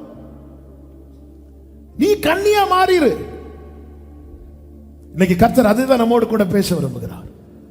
இப்படி இவள் அலட்டி கொண்டிருக்கும் போது 16வது வசனத்துல இப்படி சொல்லப்பட்டிருக்கிறது, இப்படி அவனை தினம் தினம் தன் வார்த்தைகளினாலே நெருக்கி தினம் தினம் தன் வார்த்தைகளினாலே நெருக்கி அலட்டிக் கொண்டிருக்கிறதினால் சாகத்தக்கதாய் அவன் ஆத்துமா விசனப்பட்டு தன் இருதயத்தை எல்லாம் அவளுக்கு வெளிப்படுத்தினான். 18வது வசனத்திலே சொல்லப்பட்டிருக்கிறது, அவன் தன் இருதயத்தை எல்லாம் தனக்கு வெளிப்படுத்தினது. நான் வாசிக்கிறேன். தெலீலாள் கண்டபோது அவள் பெலிஸ்தரின் அதிபதிகளுக்கு ஆள் அனுப்பி வரவழைத்தாள். 19வது வசனத்திலே அவள் அவனை தன் மடியிலே நித்திரை செய்ய பண்ணி ஒருவனை அழைத்து அவன் தலைமயிரின் 7 சடைகளையும் சிறைப்பித்து அவனை சிறுமைப்படுத்த தொடங்கினாள். அவன் பலம் அவனை விட்டு நீங்கிற்று. ஹல்லேலூயா. இதான் கண்ணியில் அகப்பட்டவனுடைய நிலைமை. முதல்ல எங்க கை வைக்கிறாங்க பாத்தீங்களா? ஸ்ட்ரெங்க்ல. நீ எதுல ஸ்ட்ராங்கா இருக்கிறியோ அதுல கை வைப்பான் சாத்தான். நீ ஜெபிக்கிறதுல ரொம்ப ஸ்ட்ராங்கா இருக்கிறவளா இருக்கலாம். இந்த கண்ணியில் அகப்பட்டேன்னா உனக்கு அதுக்கப்புறம் பிரேயர் லைஃப்ல ரொம்ப வீக் ஆயிருவேன். நீ பைபிள் ரீட் பண்றதுல ரொம்ப ஸ்ட்ராங்கா இருக்கலாம். மினிமம் 5 அதிகாரம் குறைஞ்சு நான் வாசித்ததே கிடையாது. ஆனா நீ கண்ணியில் அகப்பட்டேன்னா அதுல நீ வீக் ஆயிருவ. 5 வசனம் படிக்கிறது பெரிய சாதனையா இருக்கும். நீ ஆண்டவருக்கு அடுத்த காரியத்துல எதுல ஸ்ட்ராங்கா இருக்கிறியோ, எதுல உறுதியா இருக்கிறியோ அதுல உன்னை வீக் ஆக்கிடுவான். அநேக ஜெப குறிப்புகள்ல ஒன்று என்ன தெரியுமா? எனக்கு பழையது போல ஜெபம் பண்ண முடியல. அதன் அர்த்தம் என்ன? வீக் ஆயிட்டோம். கண்ணியில் அகப்படுத்தி சாத்தான் செய்யற முதல் காரியம் என்ன தெரியுமா? நம்ம எதுல ஸ்ட்ராங்கா இருக்கிறோமோ அதுல வீக் ஆக்கிடுவான். இன்னைக்கெல்லாம் ஒரு 5 நிமிஷம் ஜெபம் பண்றதே எத்தனை பேருக்கு கடினமா இருக்கு. ஆனா 5 மணிக்கு ஒரு போனை பார்க்கறதுக்கு முடியுது. 5 நிமிஷம் ஜெபம் பண்ண முடியல. ஏன்னா நம்ம வீக் ஆயிட்டோம். ரொம்ப வீக் ஆகிடுவோம். நீங்க இந்த குடிக்கிறவங்க இருக்காங்கல்ல, இந்த ரெகுலரா குடிக்கிறவங்களை நீங்க பாத்தீங்கன்னா அவங்களுக்கு குடிக்கலன்னு அவங்க கையெல்லாம் என்ன செய்யும்? ஆடும். ஏன்னா அவங்க வீக் ஆயிட்டாங்க. இந்த பூமியில உண்டாகிற எத்தனை காரியங்களும் ஒரு மனுஷனை எவ்வளவுக்கு எவ்வளவு வீக் ஆக்க முடியுமோ அவ்வளவுக்கு அவ்வளவு வீக் ஆகும். எனவே தான் ஏசாயாவிலே சொல்லப்பட்டிருக்கிறது, இளைஞரும் இளைப்படைந்து வாலிபரும் சோர்ந்து போவார்கள், ஆனால் கர்த்தருக்கு காத்திருக்கிறவர்களோ புது பலனை அடைந்து கழுகுகளை போல செட்டைகளை அடித்து அவர்கள் உயர எழும்புவார்கள். ஹல்லேலூயா. தேவ சமூகம் எந்த வீக்கான பர்சனையும் ஸ்ட்ராங் ஆக்கும். சத்ருவின் கண்ணி எந்த ஸ்ட்ராங்கான பர்சனையும் வீக் ஆக்கும். நீ எங்க இருக்க வேண்டும் என்பதை நீ தீர்மானித்துக்கொள். இந்த சிம்சோன் கண்ணியில் அகப்பட்டது நிமித்தம் 16வது அதிகாரத்திலே அதனுடைய 24வது வசனத்தில் இப்படி சொல்லப்பட்டிருக்கிறது, ஜனங்கள் அவனை கண்டவுடனே நம்முடைய தேசத்தை பாழாக்கி நம்மில் அநேகரை கொன்று போட்ட நம்முடைய பகைஞனை நம்முடைய தேவன் நமது கையில் ஒப்பு கொடுத்தார் என்று சொல்லி தங்கள் தேவனை புகழ்ந்தார்கள். ஒருவன் கண்ணியில் அகப்படும் போது அங்கே அந்நிய தெய்வங்கள் நாமங்கள் உயர்த்தப்படுகிறது. ஒரு ரட்சிக்கப்பட்ட தேவ பிள்ளை கண்ணியில் அகப்படும் போது அங்கே சாத்தான் புகழப்படுகிறான். இதெல்லாம் பாவமா? இதெல்லாம் பாவம். எதுல நம்ம லாக் ஆயிருக்கும் தெரியுமா? இப்ப இந்த எலி பொறி பார்த்துருக்கீங்களா? அந்த எலி உள்ள மாட்டிட்டு வைங்களேன், அது அங்கேயும் இங்கேயும் ஓடும். அந்த பாக்ஸுக்குள்ளேயே தான் கிடக்கும். வெளியே வரணும்னு அதுக்கு விருப்பம் இருந்தால் வெளியே வர முடியாது. விட்டுறலாம் நினைச்சாலும் விட முடியாது. அந்த கண்ணிக்குள்ள இருந்து நிறைய தீர்மானம் எடுக்கும். இனி நான் எந்த ஆகாரத்திலையும் போய் இனி இப்படி ஓப்பனா இருக்கிறத பார்த்தெல்லாம் போய் அங்கிருந்து பயங்கர தீர்மானம் எடுக்கும். ஆனா முடியாது. அந்த பொறியை ஒருவன் ஓபன் பண்ணி விட்டா மட்டும்தான் அந்த எலிக்கு விடுதலை கிடைக்கும். ஆனா பொறி வைக்கிறவனே வீட்டு ஓனர் கண்டிப்பா ஓபன் பண்ணி விட மாட்டான். அதை பிடிச்சு இல்லாம ஆக்குறது தான் சாத்தானுடைய தந்திரம். நல்ல கவனமா கேளுங்க. நாம் சத்துருவின் கண்ணியில் அகப்பட்டா நம்மை தேவன் ஏற்படுத்தினது, இந்த ஜனத்தை எனக்கென்று ஏற்படுத்தினேன், இவர்கள் என் துதியை சொல்லி வருவார்கள். அப்போ நம் நிமித்தம் யார் புகழப்பட போகிறார்? நமக்காய் ஜீவனை தந்த நம் ஆண்டவராக இயேசு கிறிஸ்துவா? நம் ஜீவனை எடுக்கும்படி துடிக்கிற சத்துருவா? எப்படி அவங்க கொண்டாடினாங்க தெரியுமா? நம்முடைய தேவன் நமது கையில் இந்த பகைஞனை ஒப்பு கொடுத்தார் என்று சொல்லி தங்கள் தேவனை புகழ்ந்தார்கள். இப்படி மனமகிழ்ச்சியா இருக்கும்போது சிம்சோனை வேடிக்கை காட்டும்படி அழைத்து கொண்டு வாருங்கள் என்று சொல்லி கூட்டிட்டு வராங்க. நேற்று வரைக்கும் சிம்சோனை பார்த்து பயந்தவங்க இன்னைக்கு சிம்சோனை எப்படி மாத்திட்டாங்க பாத்தீங்களா? வேடிக்கையா. அதுதான் ஆரம்பத்திலே சொன்னேன், நீ யூதராஜ சிங்கத்தின் பிள்ளை, நீ நடந்து போனாலே சத்துரு அந்த எல்லை பக்கம் இருக்கக்கூடாது. ஆனா இன்னைக்கு அவன் கையில வச்சு விளையாடுற டாயா யூஸ் பண்ணிட்டு இருக்கிறான். எவ்வளோ காரியங்களை கண்ணுக்கு முன்பதாக கொண்டு வந்து நிறுத்தி அதிலே அகப்படுத்தி நம்மை பலனற்றவர்களாக்கி நம்மை அடிமைத்தனத்துக்கு உட்படுத்தி இன்னைக்கு அநேகருக்கு வேடிக்கையா. இன்னைக்கு எத்தனை பேர் பார்க்க தயங்கி ஒளிகிறாங்க தெரியுமா? ஏன்னா வேடிக்கை ஆக்கிட்டான். இந்த நிலையை சிம்சோன் உணர்ந்த போது 28வது வசனத்தை வாசியுங்கள். அப்பொழுது சிம்சோன் கர்த்தரை நோக்கி கூப்பிட்டு, கர்த்தராகிய ஆண்டவரே, இந்த ஒரு விசை மாத்திரம் என்னை நினைத்தருளும். தேவனே, என்னை பலப்படுத்தும். நல்ல கவனிங்க. கண்ணில ஒரு பறவை அகப்பட்டுட்டுனா அது சரக போட்டு எவ்வளவு வேகமா அடிக்க முடியுமோ அவ்வளவு வேகமா அடிக்கும். கண்ணில ஒரு மிருகம் அகப்பட்டுட்டுனா அது எவ்வளவு சத்தமாய் கூப்பிட முடியுமோ அவ்வளவு சத்தமாய் கூப்பிடும். ஏன்? அவைகளுக்கு ஒரு விடுதலை தேவை. இந்த சிம்சோன் தெலீலால் வீட்டில் இருக்கும்போது உணரல. ஆனால் அவன் கண்ணியில் அகப்பட்டு எல்லாம் இழந்த போது அவன் புரிந்து கொண்டான். இப்பொழுது அவன் என்ன செய்யறான் தெரியுமா? கத்துறான். என்ன சொல்லி கத்துறான்? ஆண்டவரே, இந்த ஒரே ஒரு விசை என்னை நினைத்தருளும். தேவனே, என்னை பலப்படுத்தும் என்று சொல்லி அவன் கத்துறான். இந்த பகல் வேளையில அகப்பட்டது போன்ற உணர்வுல யாராவது இதை கேட்டுக்கொண்டிருக்கிறீர்கள் என்றால் இயேசுவின் நாமத்தில் உங்களுக்கு சொல்லுகிற செய்தி இதுதான். நீ சத்துருவுக்கு கண்ணியா மாறணும்னா முதல்ல இந்த கண்ணியிலிருந்து வெளியே வரணும். அதற்கு ஒரே வழி, அவரை நோக்கி கூப்பிடு. புலம்பல் 3 சொல்லப்பட்டிருக்கிறது. ஆமென். அதனுடைய 55வது வசனத்துல மகா ஆழமான கிடங்கிலிருந்து கர்த்தாவே உமது நாமத்தை பற்றி கூப்பிட்டேன். மகா ஆழமான கிடங்கு, என அகப்பட்டுட்டேன். இப்ப நாமத்தை பற்றி கூப்பிடுகிறான். நமக்கு ஒரு நாமம் கொடுக்கப்பட்டிருக்கிறது. அந்த நாமம் தான் இயேசு என்கிற நாமம். வலது கரத்தை உயர்த்தி சத்தமாய் இயேசுவேன்னு சொல்லுங்க பார்க்கலாம். ஹல்லேலூயா. சில வருஷத்துக்கு முன்னாடி ஒரு சூழ்நிலையில் அகப்பட்டேன். நான் அது ஈஸியா விட்டேன். ஏன்னா நம்மள ஊழியம் செய்யறோம், இதெல்லாம் நம்மளை எப்படி பாதிக்கும் அப்படின்னு. ஆனா அது நாளுக்கு நாள் நெருக்க ஆரம்பித்தது. அது ரொம்ப நெருக்க ஆரம்பித்த போது தான் உணர்ந்து கொண்டேன் அதனுடைய சீரியஸ்னஸ். காலையிலே வந்துட்டேன் சர்ச்சில். இந்த சைடில் தான் உட்கார்ந்திருந்தேன். என்ன பண்ணுன்னு தெரியல, எப்படி சோமன்னு தெரியல. ஒரு கட்டம் வந்த போது சங்கீதம் 56 ஆண்டவர் காட்டி தந்தார். என் அலைச்சல்களை தேவரீர் அறிந்திருக்கிறீர், என் கண்ணீர் எல்லாம் உடைய துருத்தில வையும். அந்த வசனம் என்னோட பேச ஆரம்பிச்சிரு.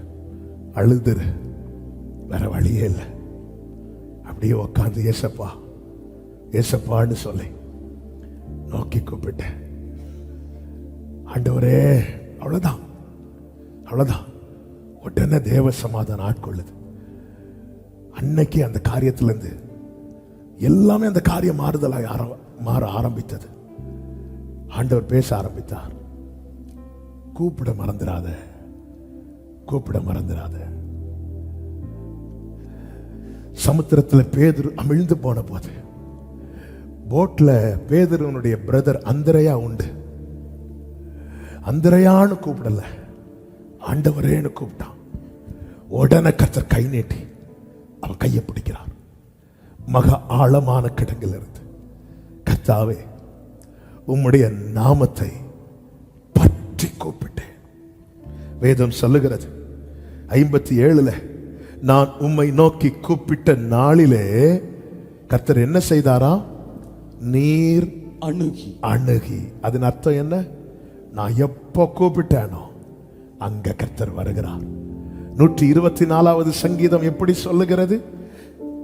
மனுஷர் நமக்கு விரோதமாய் எழும்பின போது கர்த்தர் நமது பக்கத்தில் இராவிட்டால், கர்த்தர் தாமே நமது பக்கத்தில் இராவிட்டால், அவர்கள் கோபம் நம்மேல் எரிகையில் நம்மை உயிரோடு விளங்கி இருப்பார்கள்.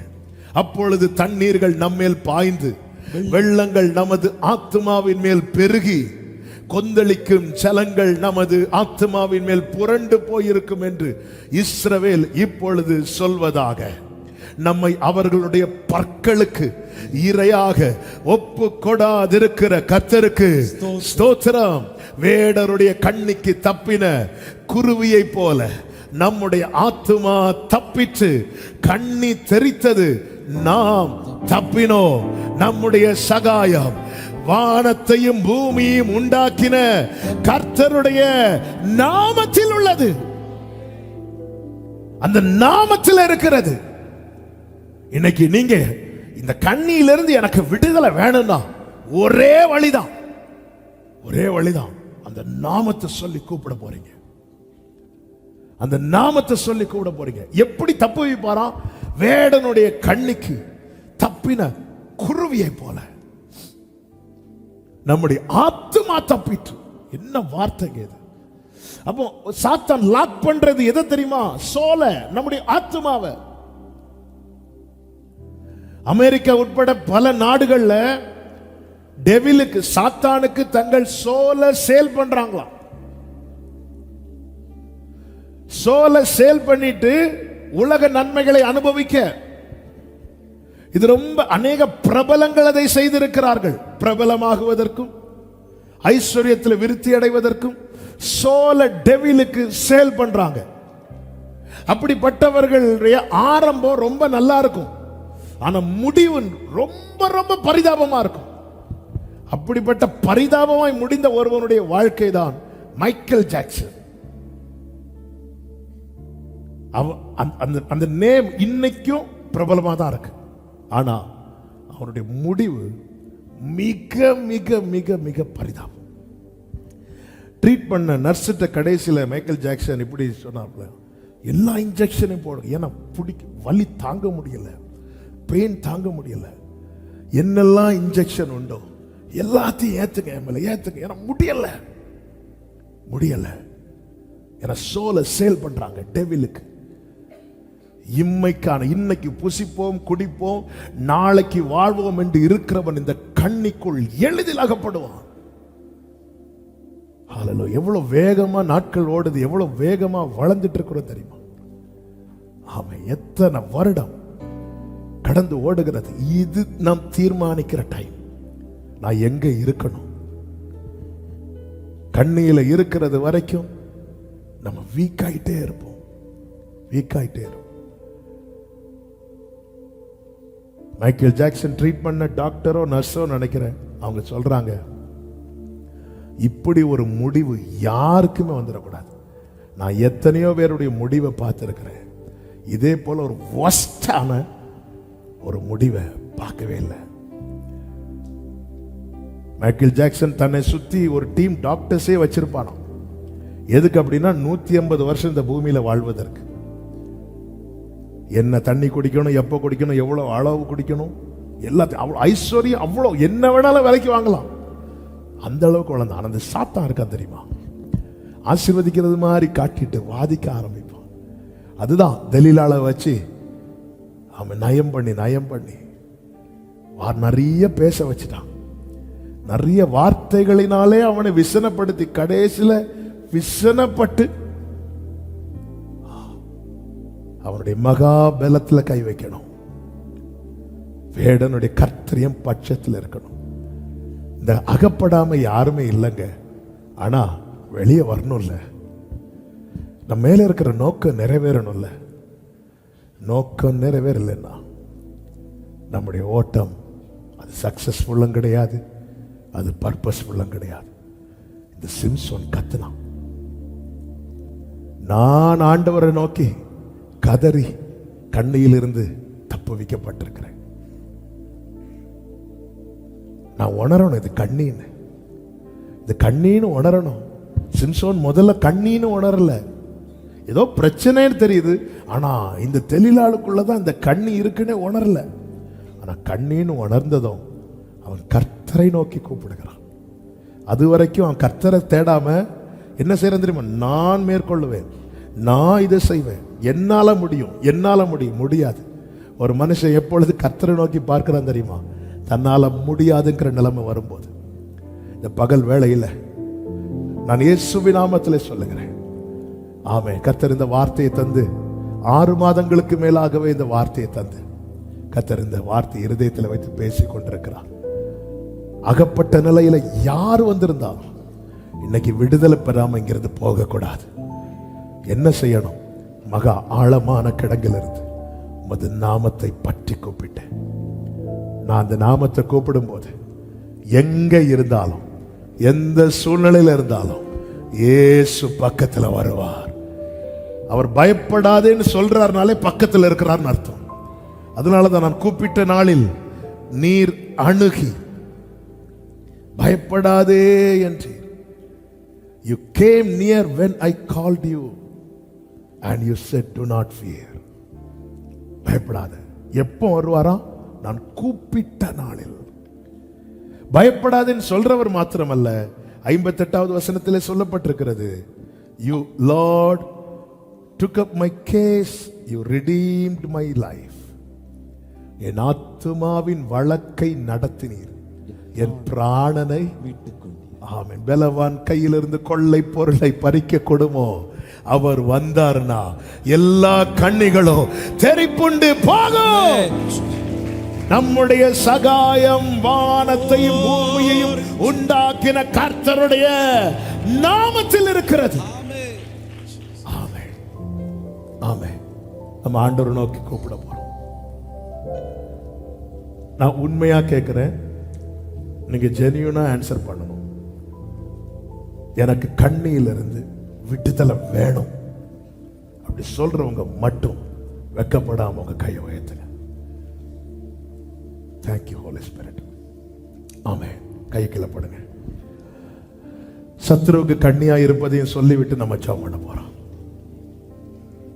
கண்ணிலிருந்து வெளியே விட ஒரே வழிதான் இருக்கு. நீங்க கூப்பிட்டுதான் ஆகணும்.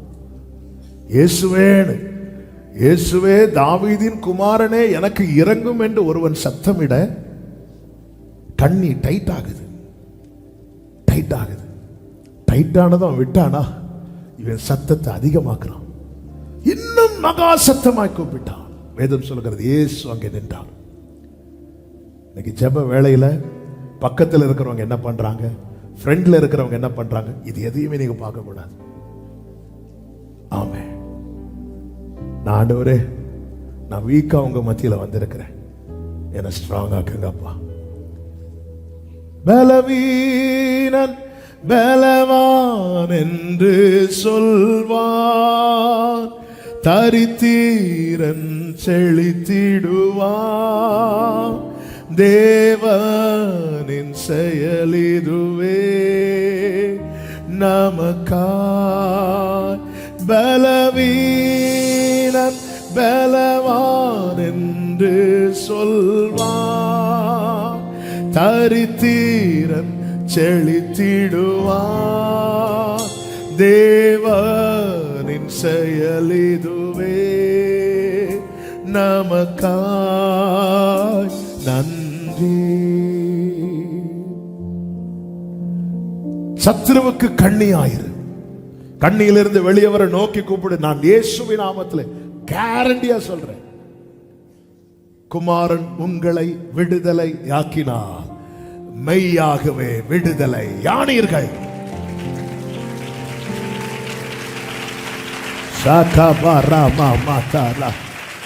ஆமென். ஆமா, எனக்கு ஆக்சுவலா இந்த வேர்டு பேசும்போது எப்படி தோணு தெரியுமா, ஒவ்வொருத்தர் பக்கத்துல வந்து உங்களை தட்டி நீ ஜெயிக்கணும்பா, நீ பெரிய திட்டத்துக்குள்ள காணப்பட வேண்டியவன் அப்படி சொல்லணும்னு தோணுது பர்சனலா. ஆமென். உங்களுக்கு உங்க பேரண்ட் மேல கூட நம்பிக்கை வராது. தாவீதுக்கு என்னங்க, தாவீது அப்பா சொல்ல, அவன் எல்லாருக்கும் இளையவன், அவன் ஆடு மேய்ச்சிட்டு இருக்கிறான், அப்பாக்கு நம்பிக்கை இல்லை. பேரண்ட்டுக்கு கூட உங்க மேல நம்பிக்கை இல்லாம இருக்கலாம், ஆனா உங்களை படைத்தார் அல்லவா, அவருக்கு தெரியும்.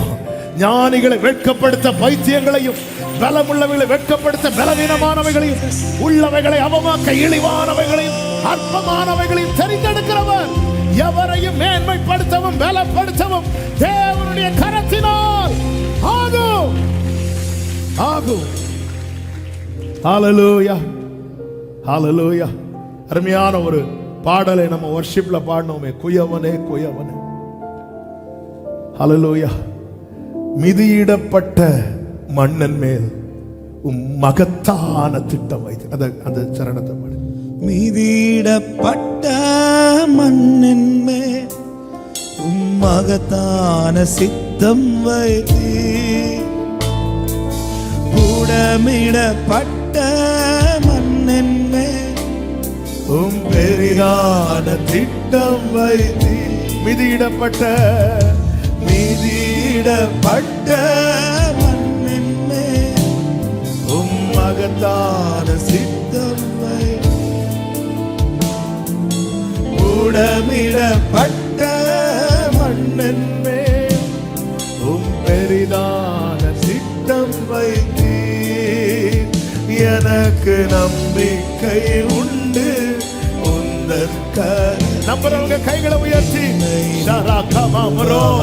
ஓ எனக்கு நம்பிக்கை உண்டு, எனக்கு நம்பிக்கை உண்டு, உந்தன் கரத்தில் என்னை வேறொருவாக்கு. குயவனே குயவனே குயவனே குயவனே, என் இயேசுவே, மண்ணான என்னை உருவாக்குமே, உம் கரத்தால் என்னை உருவா. மண்ணான என்னை ஓரம் அமரோ துடரே,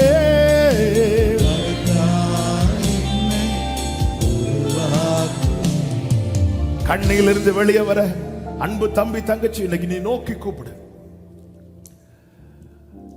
தாவீது வீட்டில் இருந்தான், தாவீதை ஒதுக்கியே வச்சிட்டு இருந்தாங்க. தாவீது வீட்டில் இல்ல, அதிக நேரம் இருந்தது காட்டுல.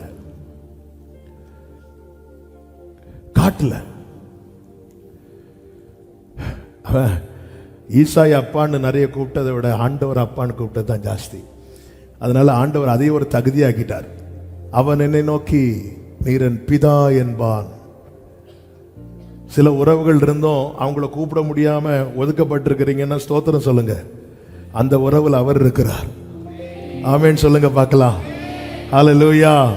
கர்த்தருக்கு மகிமை உண்டாவதாக. ஒதுக்கி வச்சுட்டாங்க, ஆண்டவர் விடல, திட்டத்துக்குள்ள கொண்டு வந்தார். நாம சத்ருவுக்கு கண்ணியா மாறிட்டோன்னு வைங்களேன், என்ன நடக்கும் தெரியுமா?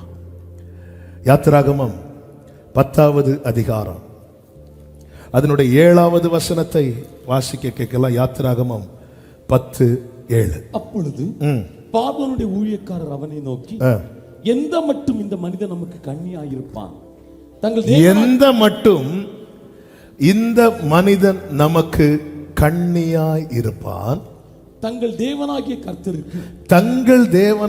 கர்த்தருக்கு ஆராதனை செய்ய அந்த மனிதரை போகவிடும். அந்த மனிதரை போகவிடும்.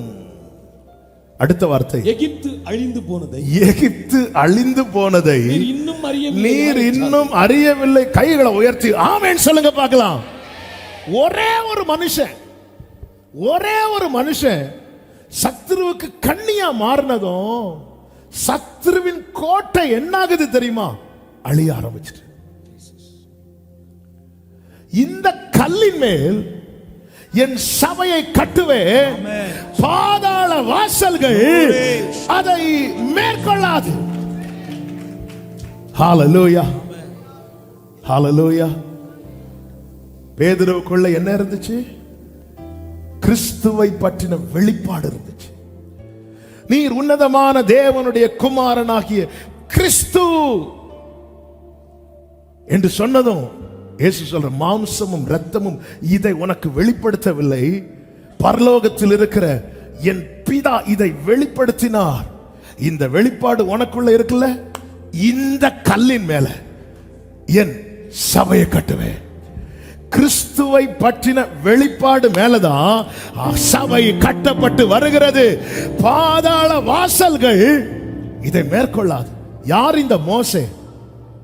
40 வருடம் வனாந்தரத்தில் ஆடு மேய்த்து கொண்டிருக்கும் போது ஒரு நாள் அக்கினி பற்றி எரிகிறது.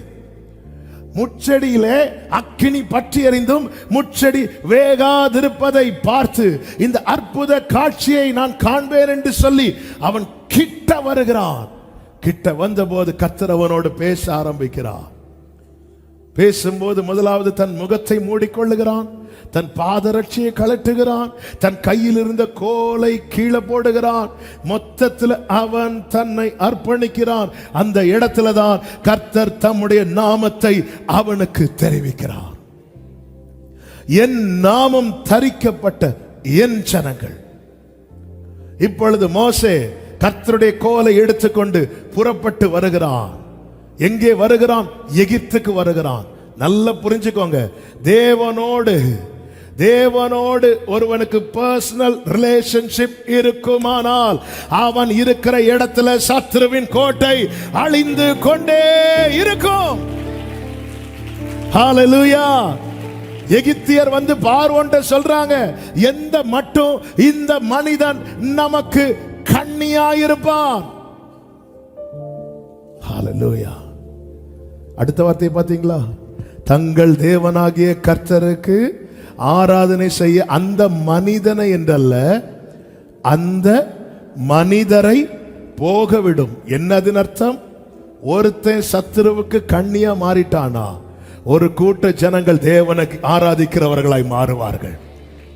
அன்னைக்கு ஒருத்தன் கண்ணியில் அகப்பட்டான், சிம்சோன். அப்பொழுது அந்நிய தெய்வத்தின் நாமம் உயர்த்தப்பட்டது.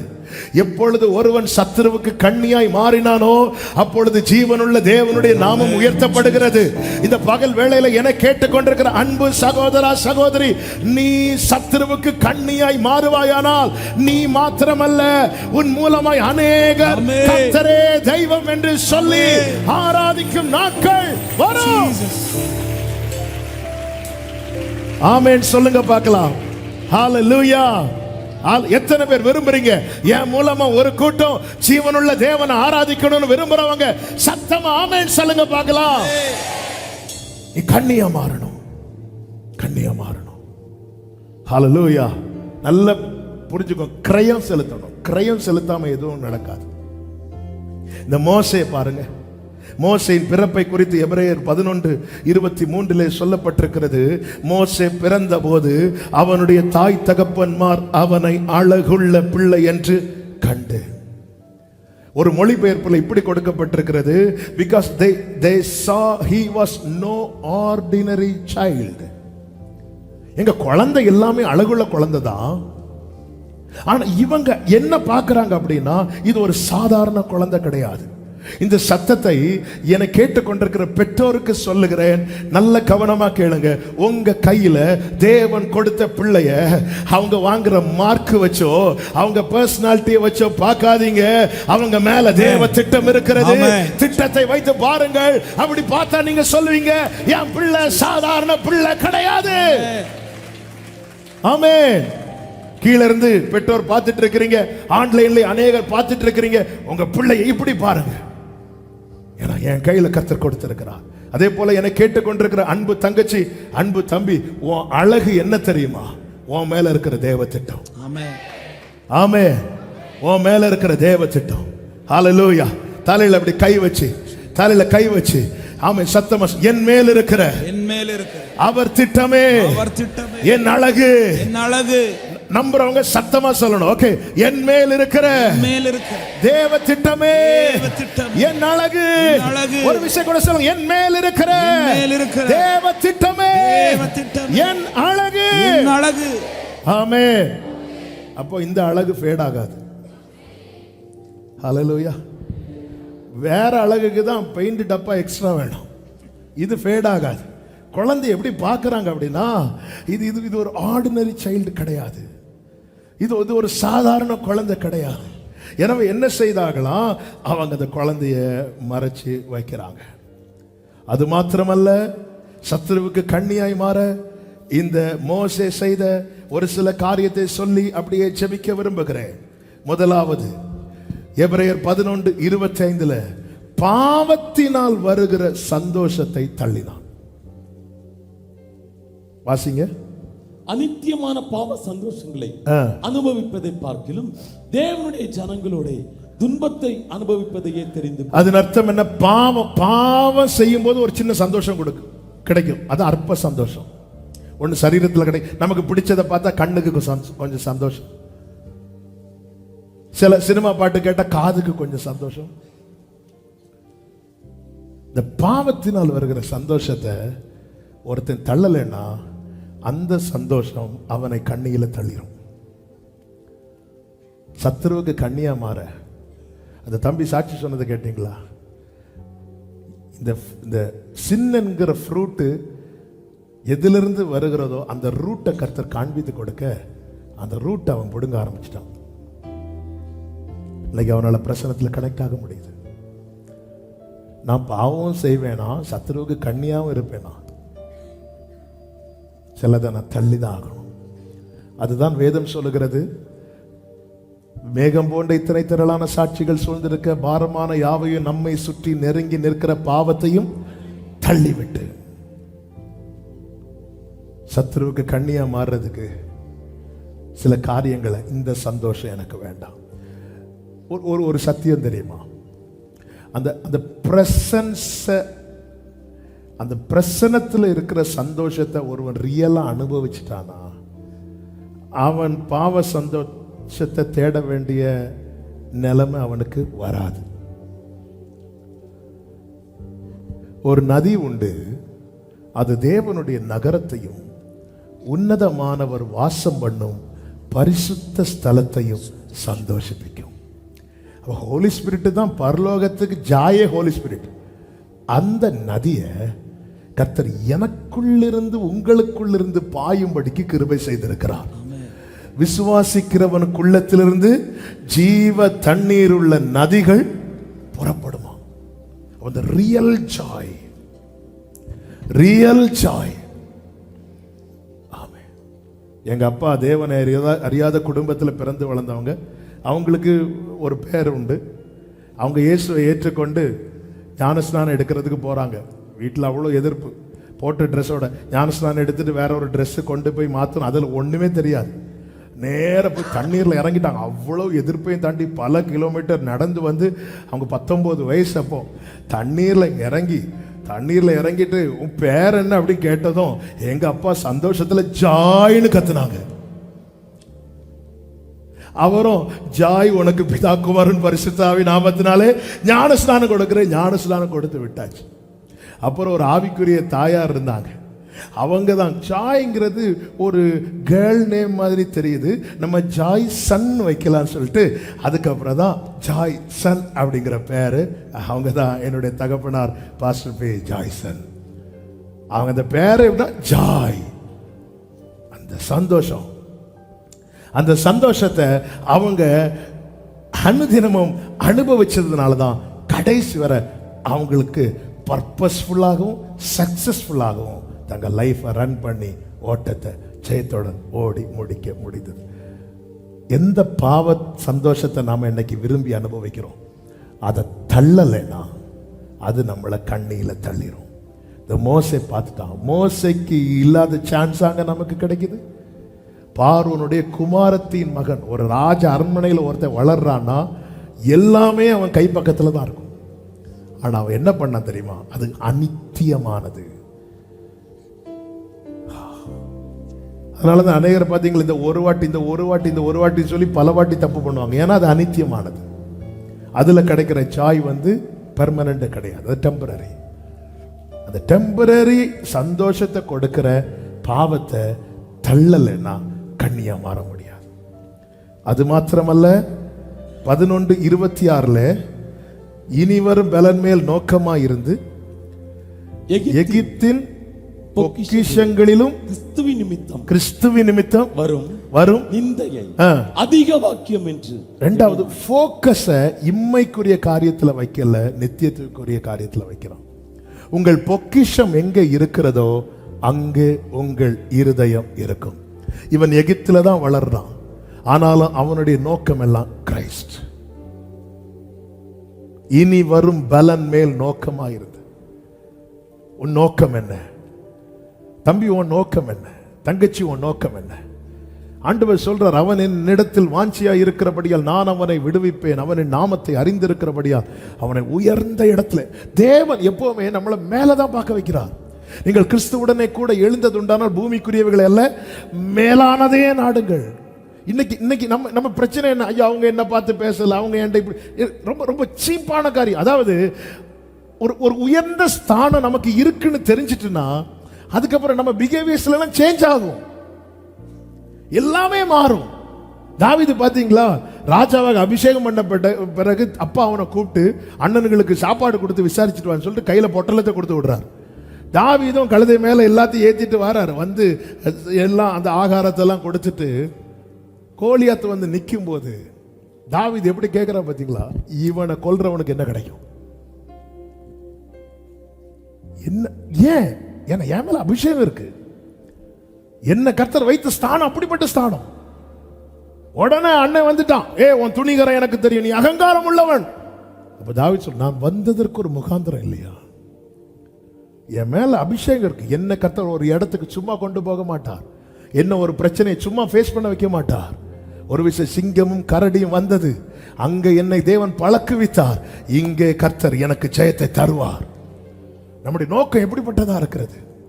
இனி வரும் பலன் மேல் நோக்கமா இருக்கு. இதெல்லாம் அநித்தியமானது, பூமிக்குரியதுல கண்ணை வைக்கல. ஒருவன் இம்மைக்காக மாத்திரம் கிறிஸ்துவை பின்பற்றினால் அவன் ரொம்ப பரிதபிக்கப்பட்டவன் ஆயிடுவான். இயேசுவோடு கூட 2 பேர் சிலுவையில் அறையப்பட்டாங்க. ஒருவனுக்கு தான் பரதீசு, இன்னொருவனுக்கு பாதாளம். ஏன்னா கூட அறையப்பட்டோம், ஒருத்தர் இம்மைக்குரிய காரியத்தை தான் இயேசுட்ட கேட்டுட்டு இருக்கிறான். அப்போ இவ்வளவு தியாகம் எதுக்கு? நீ சிலுவையில் அறையப்பட்டு பிரயோஜனமே இல்லாம போயிட்டேப்பா. எதுக்கு இயேசுவோடு கூட சிலுவையில் அறையப்பட்ட எனக்கு அது கிடைக்கும் இது கிடைக்கும். ஆண்டவர் அவனை மைண்டே பண்ணல. ஆனா இன்னொருவன், ஆண்டவரே உடைய ராஜ்யத்தில் வரும்போது அடியேனை நினைத்தருளும் கேட்கும் போது ஆண்டவர் சொல்ற, இன்னைக்கு நீ என் கூட இருப்ப, இனி வரும் நோக்கத்தை மாற்று, நீ சத்ருவுக்கு கண்ணியாய் மாறுவாய். 3வது அடையாளத்தை வெறுத்தான். என்ன அடையாளம்? 24வது வசனம், பார்வோனுடைய குமாரத்தின் மகன் என்னப்படுவதை வெறுத்து. உலகம் கொடுக்கிற அடையாளம் அல்ல, அது குப்பை.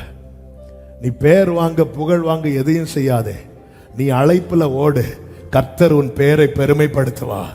கைகளை உயர்த்தி ஆமேன்னு சொல்லுங்க பார்க்கலாம். கர்த்தரால் புகழப்படுகிறவனே உத்தமன், கர்த்தரால் புகழப்படுகிறவனே. அவன் அழைப்புல அவன் உலக அடையாளத்தை வெறுத்தான். எதுக்கு? ஆமென்.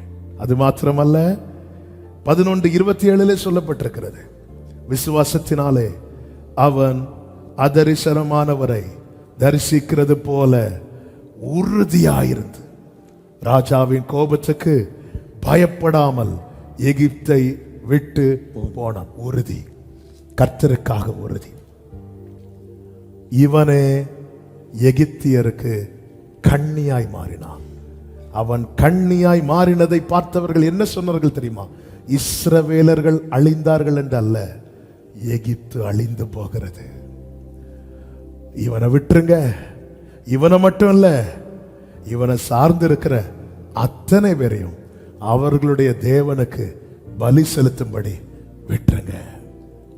நாம கண்ணியாய் மாறிட்டோம்னா, அன்பு தம்பி தங்கச்சி, அநேகரை நீதிக்கு உட்படுத்துகிறவர்களாய் நம்ம மாறிடணும். தேவன் நம்ம எங்க வச்சிருக்கிறாரோ, எப்படி வச்சிருக்கிறாரோ, எந்த நிலையில வச்சிருக்கிறாரோ, அங்க சத்துருவுக்கு கண்ணியாய் மாறிட்டோம்னா நம் மூலமாய் ஒரு கூட்டம் இயேசுவை ஆராதிப்பார்கள். இப்படி ஒரு செயலை செய்யாம நம்முடைய வாழ்க்கை வாழ்ந்து என்னத்துக்குங்க? இப்படி ஒரு செயலை செய்யாம நம்ம ஓட்டம் ஓடி முடித்து என்ன யோஸ்? இந்த பகல் வேளையில ஆண்டவர் அநேகரை கண்ணியிலிருந்து விடுவிக்கவும் சத்துருவுக்கு கண்ணியாய் மாற்றவும் நம் மத்தியிலே உலாவிக் கொண்டிருக்கிறார். நம்ம இப்போ ஜெபம் பண்ண போறோம். இருக்கிற இடத்துல எல்லாரும் எழுந்து நின்று ஆமென் ஹல்லேலூயா கொஞ்ச நேரம் ஹல்லேலூயா ஆமென்.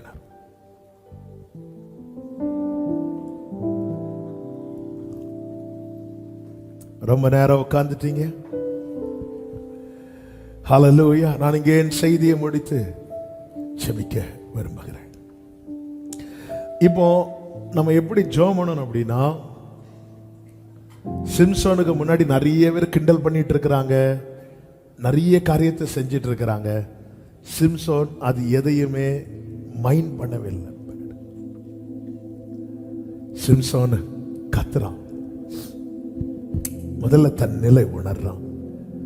என்ன உணர்றான்னா, என் மேலெல்லாம் போயிட்டு நான் ஒரு பெரிய டிராப்ல மாட்டிட்டேன், பெரிய கண்ணியில் அகப்பட்டுட்டேன், எனக்கு ஒரு விடுதலை வேணும். எல்லாரும் கண்களை மூடி. அன்பு தம்பி தங்கச்சி, உன் இருதயம் இப்ப ஆண்டவர்கிட்ட பேசட்டும். நீ உணர்றியா, இந்த டிராப்ல நான் இருக்கிறேன், இப்படி ஒரு கண்ணியில தான் நான் இருக்கிறேன்? உன்னால உணர முடியுதா? உணர முடியும்னா அதை ஆண்டவர்கிட்ட சொல்லு. உணர முடியலன்னா, சிம்சோன் ஆரம்பத்தில் உணராததுனால திரும்பி அங்கதான் போய் தலை வச்சு படுக்கிறான். திருப்பி தலையை கொடுக்கிறான், தலையை கொடுக்கிறான். நீ கண்ணி ஆயிட்டனா சத்ருவின் தலையை உனக்கு கொடுப்பார் இதுக்கு.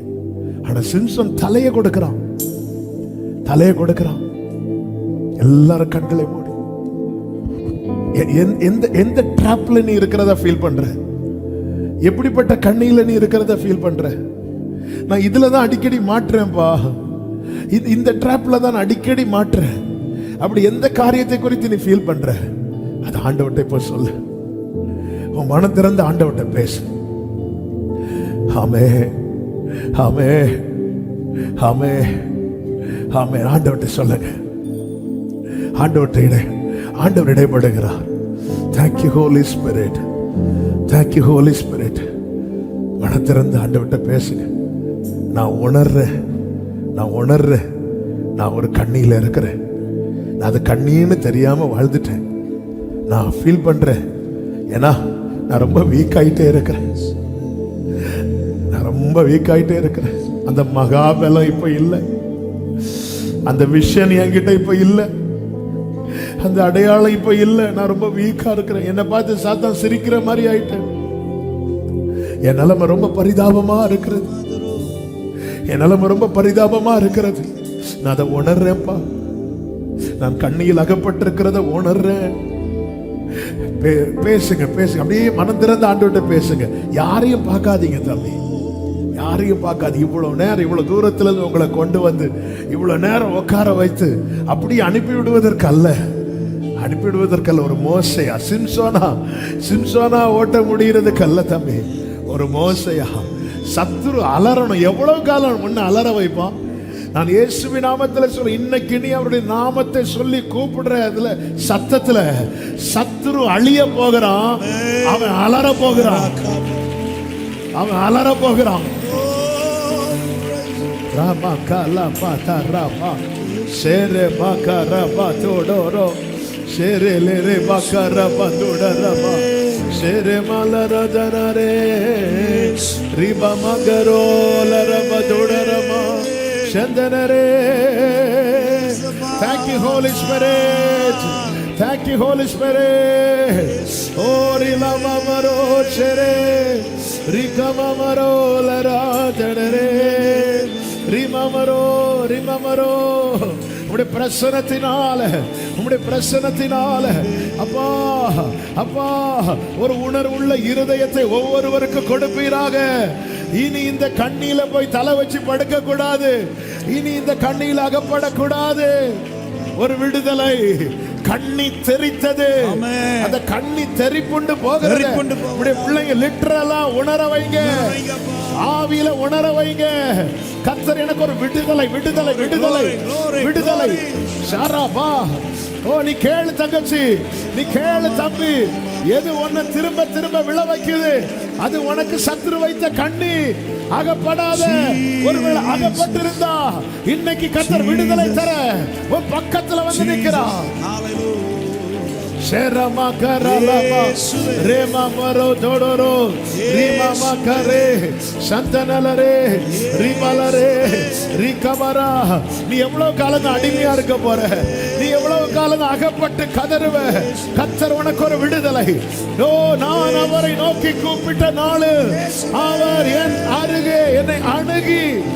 ஓ இன்னைக்கு நீ இயேசுவை உண்மையாய் நோக்கி கூப்பிடுவாயானால் இந்த கூட்டத்தில் அவர் உன் அருகே உன் அருகே உன் அருகே. ஷெரே மாமோலரே ஷெரே தரா ரலராதரே ரிமமரா ரிகமமரோ தெடரே ரிலரே தரா. நான் உணர்றேன். எத்தனை பேர் நான் உணர்றேன். நான் ஒரு கண்ணியில் அகப்பட்டிருக்கிறேன். இது கண்ணினே தெரியாம இருந்துட்டு நான் ரொம்ப வீக் ஆனதை நான் ஃபீல் பண்றேன். நான் உணர்றேன். எனக்கு ஒரு விடுதலை வேணும் அப்படி சொல்றவங்க மாத்திரம் உங்க வலது கரத்தை வெட்கப்படாம உயர்த்து. உங்க இடது கரத்தை இருதயத்தில் வச்சு உங்க கண்ணீர் ஆண்டவர் சமூகத்தில் விட்டு வைக்கலாம். சாரி டாடி, பல முறை என்னை தப்ப வைத்து கண்ணீர்னு தெரியாம போயிட்டு என் இயேசுவே என் வாழ்க்கை நீரத்தனை தருணங்கள் தந்தி அதையெல்லாம் வீணடித்து இப்போ ஒன்றுமில்லாமல் நிற்கிறேன். ஆண்டவரே பிள்ளைகளுக்கு இறங்குங்கப்பா, பிள்ளைகளுக்கு இறங்குங்கப்பா. இப்போ ஒன்றுமில்லாமல் இறங்குங்கப்பா. என்னை பாரோ இந்த ஒரு முறை இறங்கோ.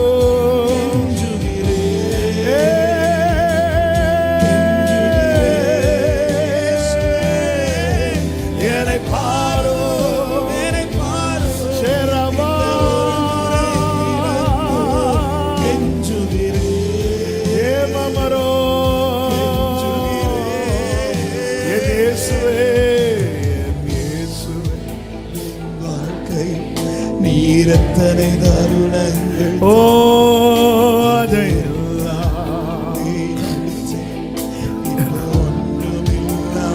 ஒண்ணு இல்லாம நிக்கிறப்பா.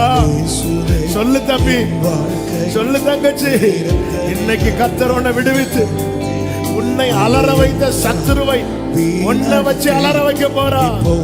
ஓ என்னை பாரு, என்னை பாரோ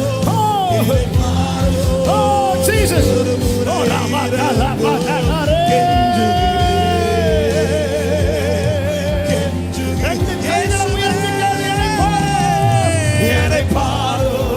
என்னை பாரோ இந்த ஒரு முறை இறங்கும் ஆண்டவரே, இறங்கும் ஆண்டவரே.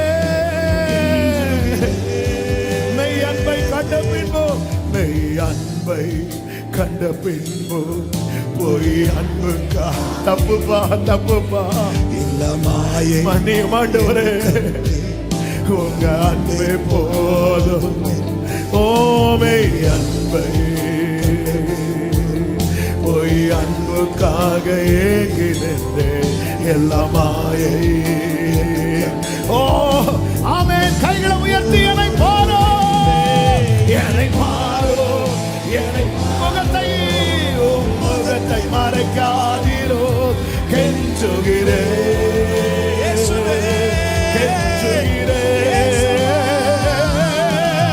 என்னை பாருங்கப்பா, பாருங்கப்பா பிள்ளைங்களே, இறங்கு காண்டவரே, வழி இதுவே, வழி இதுவே என்று தெரிந்தோ நான் அங்கும் இங்கும் சுற்றி தெரிந்தேன், எல்லா மாற்றங்கள் அடைந்தேன். நான் ஏமாந்து வந்து நிக்கிறேன்ப்பா, ஏமாந்து வந்து நிக்கிற ஆண்டவரே, என்னை மன்னியோ, என்னை விடுவியோ, கிருபையா கிருபையா கிருபையா கிருபையா கிருபையா கிருபையா கிருபையா. கைகளை உயர்த்தி என்னை பாரோ, என்னை பாரோ, என்னை பாரோ, இந்த ஒரு முறை இறங்கோ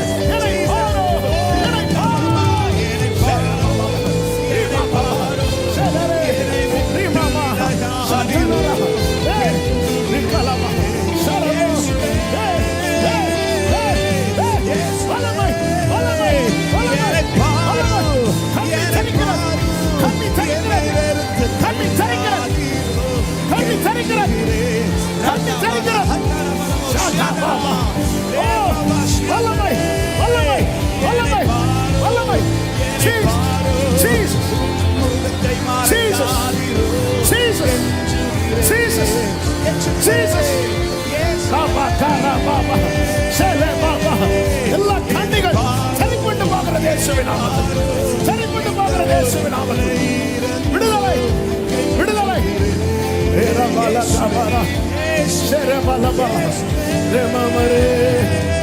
என்னை பார், என்னை பார்,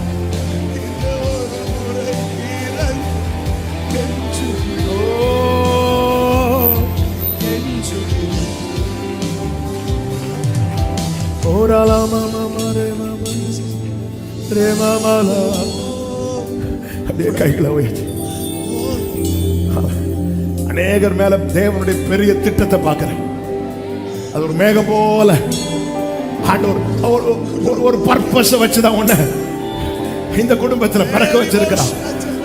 ஒரு பர்பஸ் இருக்கு, ஒரு நோக்கம் இருக்கிற தங்கச்சி, ஒரு நோக்கம் இருக்கிற தம்பி. ஆமே, நீ இனி எப்படியோ வாழ்ந்து அழிய வேண்டியவன் கிடையாது, நீ சத்துருவை அழிக்க வேண்டியவன். ஹalleluya, ஹalleluya, ஹalleluya. யார் உன்னை அழிக்கணும்னு நினைச்சானோ கர்த்தர் அவனை உன்னை வச்சு அழிப்பா, உன்னை வச்சு, உன்னை வைத்து, உன்னை வைத்து, உன்னை வைத்து. Baba Seva லக்கா லக்கோ. Jesus, Jesus, Jesus, Jesus.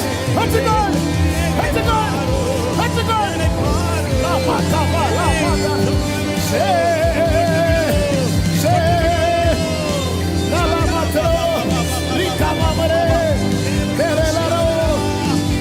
Hallelujah, hallelujah. Glory, glory, glory, glory, glory. Oh, என்னை பாரு, என்னை பாரு ஆண்டவரே.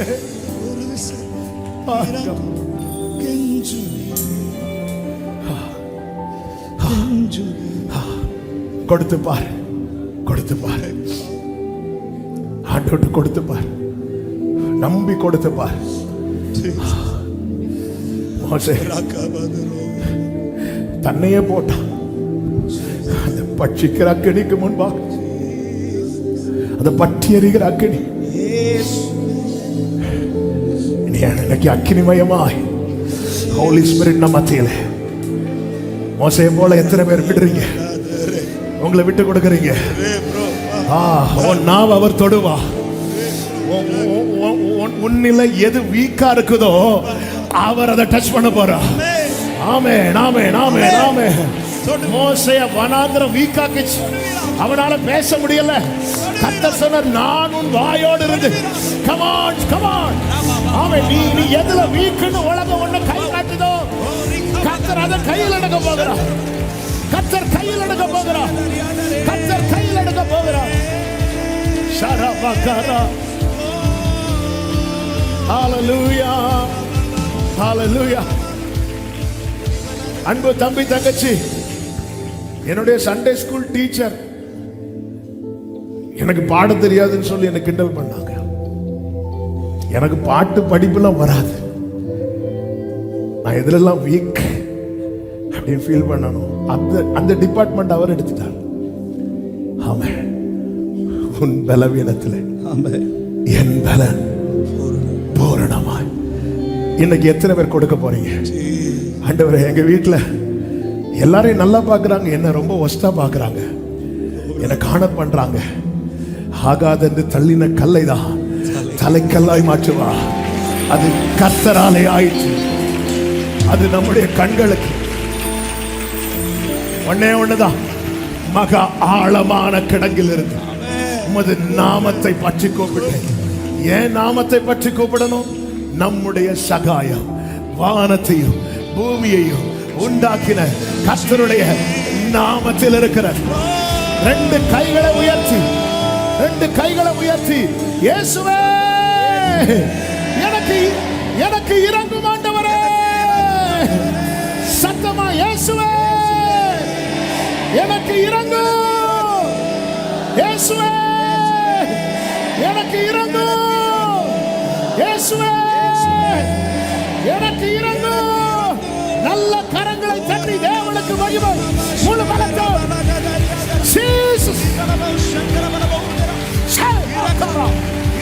அபிஷேகம் பண்ணும் அந்நிய பாஷையில, அபிஷேகம் பண்ணும் அந்நிய பாஷையில. ராமா கிரௌ ரேலே ரேலே சலபகரா. தேரே கண்ணி தெரித்தது, கண்ணி தெரித்தது. நோ தம்பினோ, கண்ணி தெரித்தது, கண்ணி தெரித்தது. நல்ல கரங்களை தட்டி ஓடாபாக்காரா. உன் வாயை விரிவாய் தர, நான் அதை நடப்புவேன். ரெலமகரோ சந்தரே ரிபாபா லகபரா சந்தரலபகடரோ ரிமாமரோ சேரே பகரா ரலமகரோ தேடரே ரிமாமரோ ரிமாமரோ லேரே சந்தனரே ரெலேரே தடரா ரேமாமரோ ரேமாமலேரே தேடராலரா சந்தனரே ரேமஹந்தரோ ரீகமமரோ ரேமமரே. இயேசுவே இயேசுவே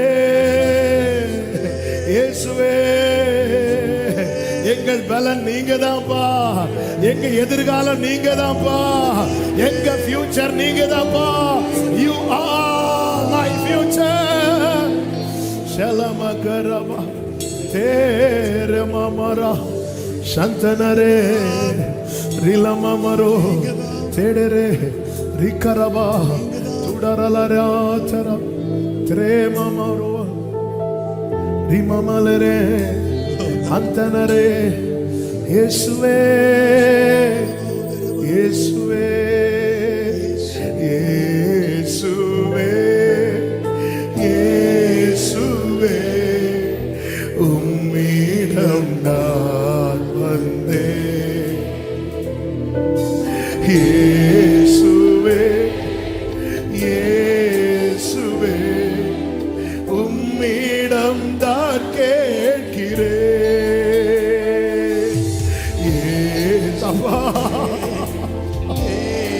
மத்தியிலே சிவாடுகிற கிருபைகளுக்காக, உங்க பிள்ளைங்க மேல வச்சிருக்கிற மகத்தான திட்டத்துக்காக நன்றி. ஓ ராமரே, ரெண்டு கைகளை உயர்த்தி நிறைவான அபிஷேகம், அளவில்லா கிருபைகள், ஆனந்தமழை கலரோ ஆழத்துக்குள்ள கொண்டு போங்கப்பா. நிறைவான அபிஷேகம் தானுமாவியாரவரே, அளவில்லா ஒரு மாமரோஷரே, ஆனந்த மழை பெய்ய அபிஷேக ஆழம், அபிஷேக ஒரே சத்தமா இயேசுவே,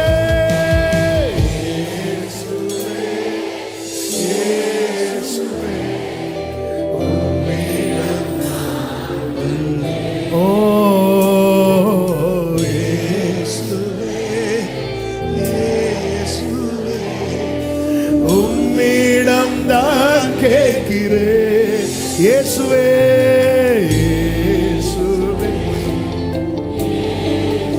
ஓரலமக்கரோ ஆமென்.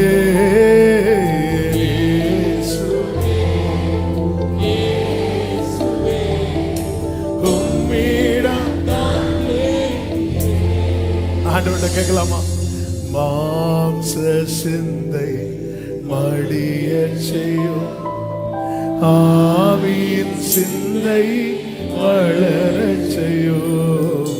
மாம்ச சிந்தை மடிய செய்யும், ஆவியின் சிந்தை வளர செய்யும். கனி நிறைந்த வாழ்வினை வாழ, கனி வாழ்வினை வாழ, கர்த்தாவே என் மேல் கருணை காட்டும், கர்த்தாவே என் மேல்.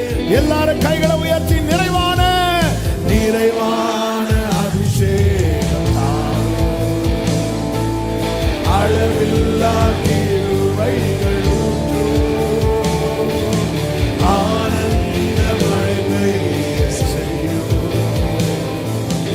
அபிஷேக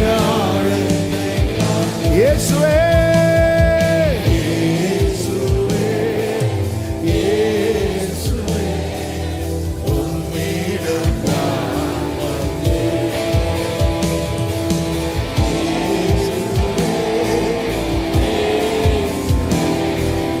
உம்மிடம் நான் கேட்கிறேன். ஓ ராமரோ சரே,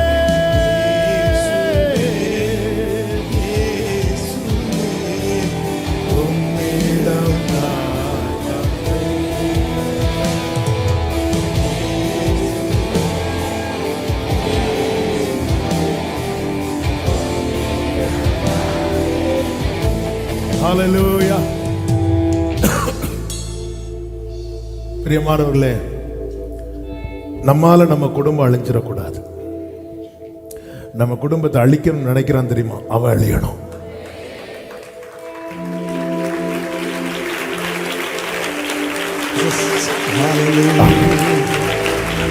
ஒன்னே ஒண்ணு, நான் எம்மாத்திரம் என்றான் மோசே, நான் எம்மாத்திரம். மோசே நீ வா கூப்பிட்டார் ஆண்டவர். ஆரோன் என்னை விட சூப்பரா பேசுவான். ஆமென். மோசே நீ வா. ஒரு மோசே 430 வருஷம் இஸ்ரவேலரை வேதனைப்படுத்தினவன். பார்வோன் ரியலைஸ் பண்றான். 40 வயசுல மோசே எகிப்தை விட்டு ஓடுறதுக்கு காரணம் என்ன தெரியுமா? பார்வோன் மோசையை கொலை செய்ய பார்த்தான். மோசே பிறக்கும் போதே மோசையை கொல்ல பார்த்தாங்க தெரியுமா?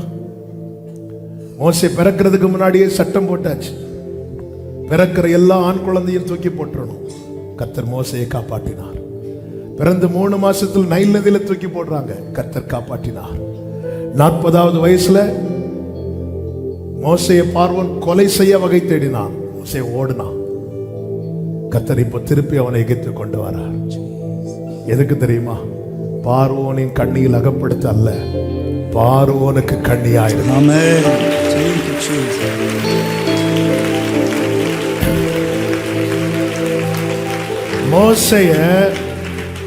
மோசைய நைல் நதியில மூழ்கடித்து கொல்ல பார்த்த பார்வோன இந்த மோசையை கொண்டு சிவந்த சமுத்திரத்துல கர்த்தர் மூழ்கடித்து கொலை செய்ய பார்த்தார். பார்வோன் மோசைக்கு கண்ணியா இருந்திருப்பான் என்றால் மோசே மடிந்திருப்பான். மோசே பார்வோனுக்கு கண்ணியானதுனால பார்வோன் மடிந்தான். நீ டிசைட் பண்ணிக்கோ, சத்ருவின் கண்ணியில இருக்கணுமா, சத்ருவுக்கு கண்ணியா இருக்கணுமா? இந்த பகல் வேளையில எத்தனை பேர் சொல்ல முடியும், நான் சத்ருவின் கண்ணியில் இருந்தது போதும், இந்த நேரம் முதல் கர்த்தாவே என்னை சத்ருவுக்கு கண்ணியாய் உருவாக்கோ. ஹalleluya. சத்ருவின் கண்ணியில இருந்தது, சத்ருவின் கண்ணியில இருந்தது போதும். மோசே அதுக்காக சில காரியத்தை விட்டான். அதுல பிரதானமான காரியம் என்ன தெரியுமா? இந்த பாவ சந்தோஷம். பாவத்தினால கொஞ்ச நேரம் சினிமா பார்க்கலாம், கண்ணுக்கு சந்தோஷம். சினிமா பாட்டு கேட்கலாம், காதுக்கு சந்தோஷம். சத்ரு எந்த வழியாய் உள்ளே நுழைவான் என்று தெரியாதுங்க. நம்மை தேவ பிரசன்னத்தை விட்டு விலக்குகிறது எல்லாமே பாவம். ஆமென். பிரசன்னத்தை விட்டு வெளியே கொண்டு வருதுனாலே அது பாவம். என பாவம் நமக்கும் தேவனுக்கும் நடுவாய் பிரிவினையை உண்டாக்குகிறது. ஏசாயா 59 சொல்லப்பட்டிருக்கிறது. அக்கிரமங்களும் பாவங்களும் நமக்கும் தேவனுக்கும் நடுவே பிரிவினை உண்டாக்குகிறது. அப்போ பிரசன்னத்தை விட்டு எது நம்மை விலக்குகிறதோ அதை நாம விலக்குனது வேண்டாம். நான் சத்ருவுக்கு கண்ணியா இருக்கணும். இந்த ஆராதனை வேளையில ஒரு உறுதியான தீர்மானம் நீங்க எடுத்துட்டு போவீங்கன்னா அந்த தீர்மானத்தில் நிலை இருக்க ஆவியானவர் உங்களுக்கு சப்போர்ட் பண்ணுவார். ஆவியானவர் உங்களுக்கு ஹெல்ப் பண்ணுவார்.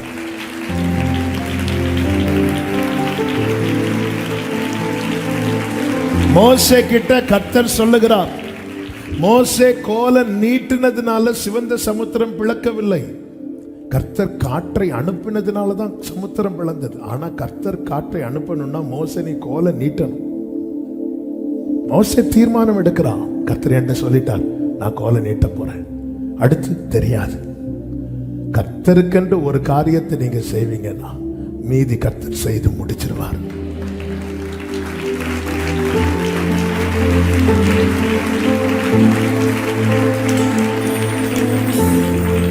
இன்னைக்கு கர்த்தர் சில காரியங்களை உணர்த்தி இருக்கிறார். இது வேண்டாம், இது வேண்டாம். நான் என் ஆண்டவருக்காக அதை வேண்டான்னு வைக்கிறேன், நான் வேண்டான்னு தள்ளுறேன். அப்படி உண்மையான ஒரு தீர்மானம் எடுத்தவங்க மட்டும் உங்க வலது கரத்தை உயர்த்துங்க. நான் எல்லாரையும் கம்பல் பண்ணல. உண்மையா ஆண்டவருக்காக இது வேண்டாம், நான் உங்களுக்காக செபிக்க விரும்புறேன். அப்படியே கையை உயர்த்தி பிடிச்சுக்கோங்க. அப்பா, உங்க பிள்ளைங்க கையை பிடிச்சுக்கோங்க. உங்க பிள்ளைங்க கையை பிடிச்சுக்கோங்க. நீங்க நடத்துங்கப்பா, நீங்க நடத்துங்க. அப்படி வலது கரத்தை உயர்த்தி ஆண்டவர்கிட்ட ஒன்னே ஒன்று சொல்லுங்க, என்னை விட்டுறாதீங்கப்பான்னு சொல்லுங்க. என்னை விட்டுறாதீங்கப்பா. இனி நான் சத்ருவின் கண்ணியில் அல்ல, சத்ருவுக்கு கண்ணியாய். சத்ருவின் கண்ணியில் அல்ல. அப்படியே வச்சு ஜெபம் பண்ணு தம்பி. அப்படியே கையை உயர்த்தி, அப்பா என் கையை பிடிச்சுக்கோங்க. நீங்க நடத்துங்கப்பா, நீங்க நடத்துங்க ஆண்டவரே, நீங்க நடத்துங்க ஆண்டவரே. சத்ருவின் கண்ணியில் அல்ல. கையை உயர்த்தி சொல்லுவோமா, இயேசுவின் பின்னே போக துணிந்தே, இயேசுவின் பின்னே போக துணிந்தே, இயேசுவின் பின்னே போக துணிந்தே. விண்ணோக்கே நான், விண்ணோக்கே நான், விண்ணோக்கே நான். Sing, I have decided, I have decided, glory, to follow Jesus. கிருபை, கிருபை, கிருபை, கிருபை. Yeah, mama,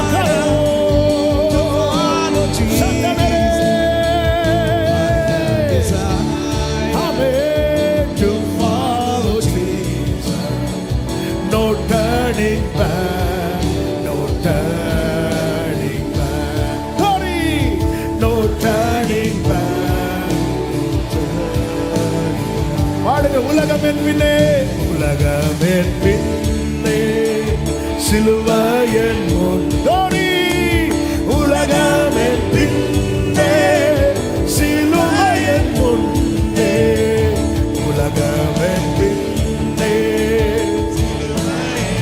No turning back.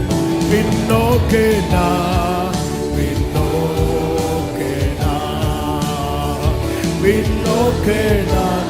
அப்படியே ரெண்டு கரங்களை உயர்த்தி, I surrender all, I surrender all, I surrender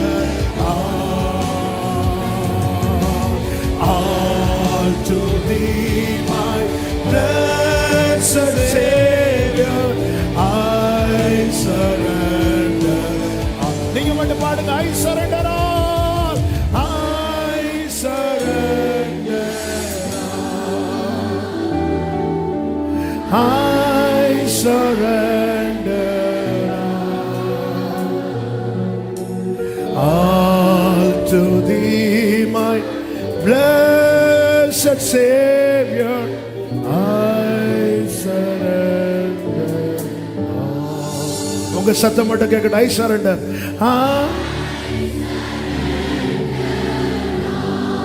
Glory,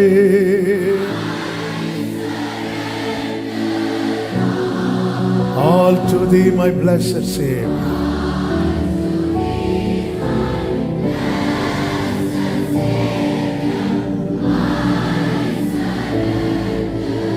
தலைக்கு மேல கைய தட்டி தேவனுக்கு மகிமை, எல்லா மகிமையும், எல்லா கனமும், எல்லா துதியும், எல்லா ஸ்தோத்திரங்களும் நம் ஆண்டவரும் இரட்சகருமாகிய இயேசு கிறிஸ்து ஒருவருக்கே.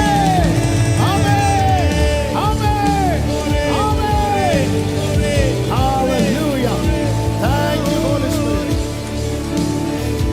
அர்ப்பணிக்கிறோம், உம்முடைய பாதத்திலே தாழ்த்தி பணிகிறோம். எங்கள் மத்தியில் நீர் அசைவாடி செய்த அதிசயமான கிருபைகளுக்காகவும் கிரியைகளுக்காகவும் உமக்கு கோடி ஸ்தோத்திரம். ஒவ்வொரு பிள்ளைகளும் விடுவிக்கப்பட்டவர்களா, இனி சத்துருவின் கண்ணியில் அல்ல, சத்துருவுக்கு கண்ணியாய் நீர் பிள்ளைகளை நிறுத்திவிட்டீர். அதற்காக ஸ்தோத்திரம். சத்துருவின் கோட்டை அழிகிறது. இந்த பிள்ளைங்க அவங்க வீட்டில் கால் எடுத்து வைக்கும் போது அதுவரை இந்த வீட்டில் இருந்த நெருக்கம் எல்லாம் மாற போகிறது. அந்த வீட்டில் இருந்த எல்லா நுகத்தடிகள் நீங்க போகிறது. பிள்ளைங்க மேல நீ வைத்திருக்கிற விசேஷ திட்டத்துக்காக, கிருபைகளுக்காக, அபிஷேகத்துக்காக ஸ்தோத்திரம், ஸ்தோத்திரம். ஆண்டவரே, அர்ப்பணிக்கிறோம். உங்க ரத்தத்துக்குள்ள இந்த பிள்ளைகளை பொதிந்து மறைத்து காத்துக்கொள்ளும். ஆண்டவரே, மோசையை நினைச்சு பார்வோன் அவன் சேனையெல்லாம் புலம்புனாங்கப்பா. இந்த பிள்ளைகளை நினைச்சு சத்துரு புலம்பணும்பா. இவங்களை அழிக்க நினைச்சவன் அழிஞ்சு போனோம், இவங்களை அமிழ்த்த நினைத்தவன் அமிழ்ந்து போவானாக. கர்த்தருடைய வலதுகரம் இவர்கள் மேல உயர்ந்திருக்கட்டும், பராக்கிரமம் செய்யட்டும். எல்லா மகிமை, எல்லா கனம், எல்லா துதி ஸ்தோத்திரங்கள் ஒருவருக்கே செலுத்துகிறோம், இரட்சகர் இயேசு கிறிஸ்துவின் நாமத்தில் பிதாவே. ஆமென், ஆமென், ஹalleluya. நம்முடைய கர்த்தராகிய இயேசு கிறிஸ்துவின் நாமத்தினாலே நமக்கு ஜெயம் தருகிற தேவனுக்கு வலது கரத்தை உயர்த்தி சத்தமா ஸ்தோத்திரம். ஆமென், ஆமென். அப்படியே உட்கார்ந்து கொள்வோம். ஆமென், ஆமென். ஒரு 5 minutes கர்த்தர் உங்களை ஆசீர்வதிப்பாராக. இப்போ நம்ம ஜெபித்து இந்த செஷனை, இந்த மீட்டிங்கை நம்ம முடிக்க போகிறோம். கேட்ட வார்த்தைகளை உங்க இருதயத்தில் ஏற்றுக்கொண்டு இனி ஒரு சவாலான வாழ்க்கை. கர்த்தர் ஹெல்ப் பண்ணுவாருங்க. நமக்கு உதவும்படி நமக்காய் அனுப்பப்பட்டவர் தான் பரிசுத்த ஆவியானவர். டெய்லி ஜெபம் பண்ணுங்க. எப்படி ஜெபம் பண்ணணும்னா, உம்முடைய நல்ல ஆவியானவர் என்னை செவ்வையான வழியிலே நடத்துவாராக. இந்த ப்ரேயர் டெய்லி பண்ணணும்.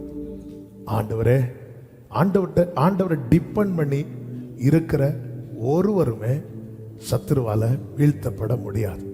என்னைக்கு என்னால இப்படி நினைக்கிறோமோ அன்னைக்கு தான் நம்முடைய வீழ்ச்சி ஆரம்பமாகும். உம்மை உறுதியாய் பற்றி கொண்ட மனதை உடையவன் உண்மையே நம்பி இருக்கிறபடியா.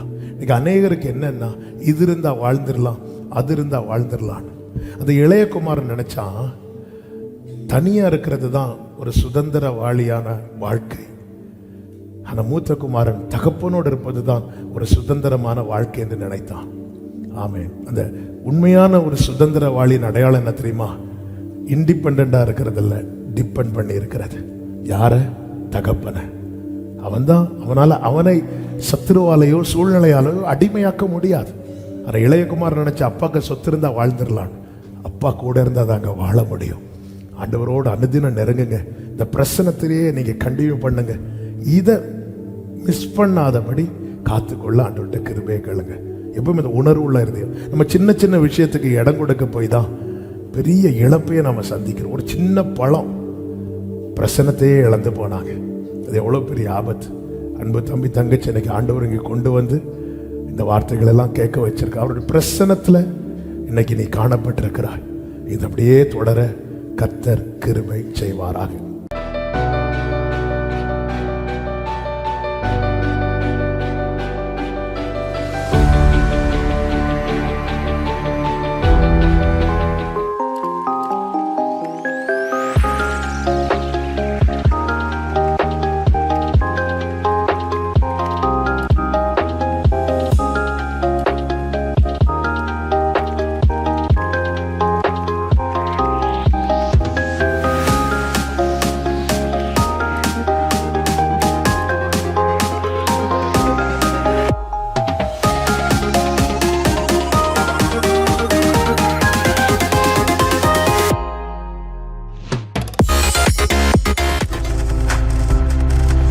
நீங்கள் பார்த்துக் கொண்டிருப்பது உங்கள் ஜாய் டிவி. உங்கள் துக்கம் சந்தோஷமாய் மாறும்.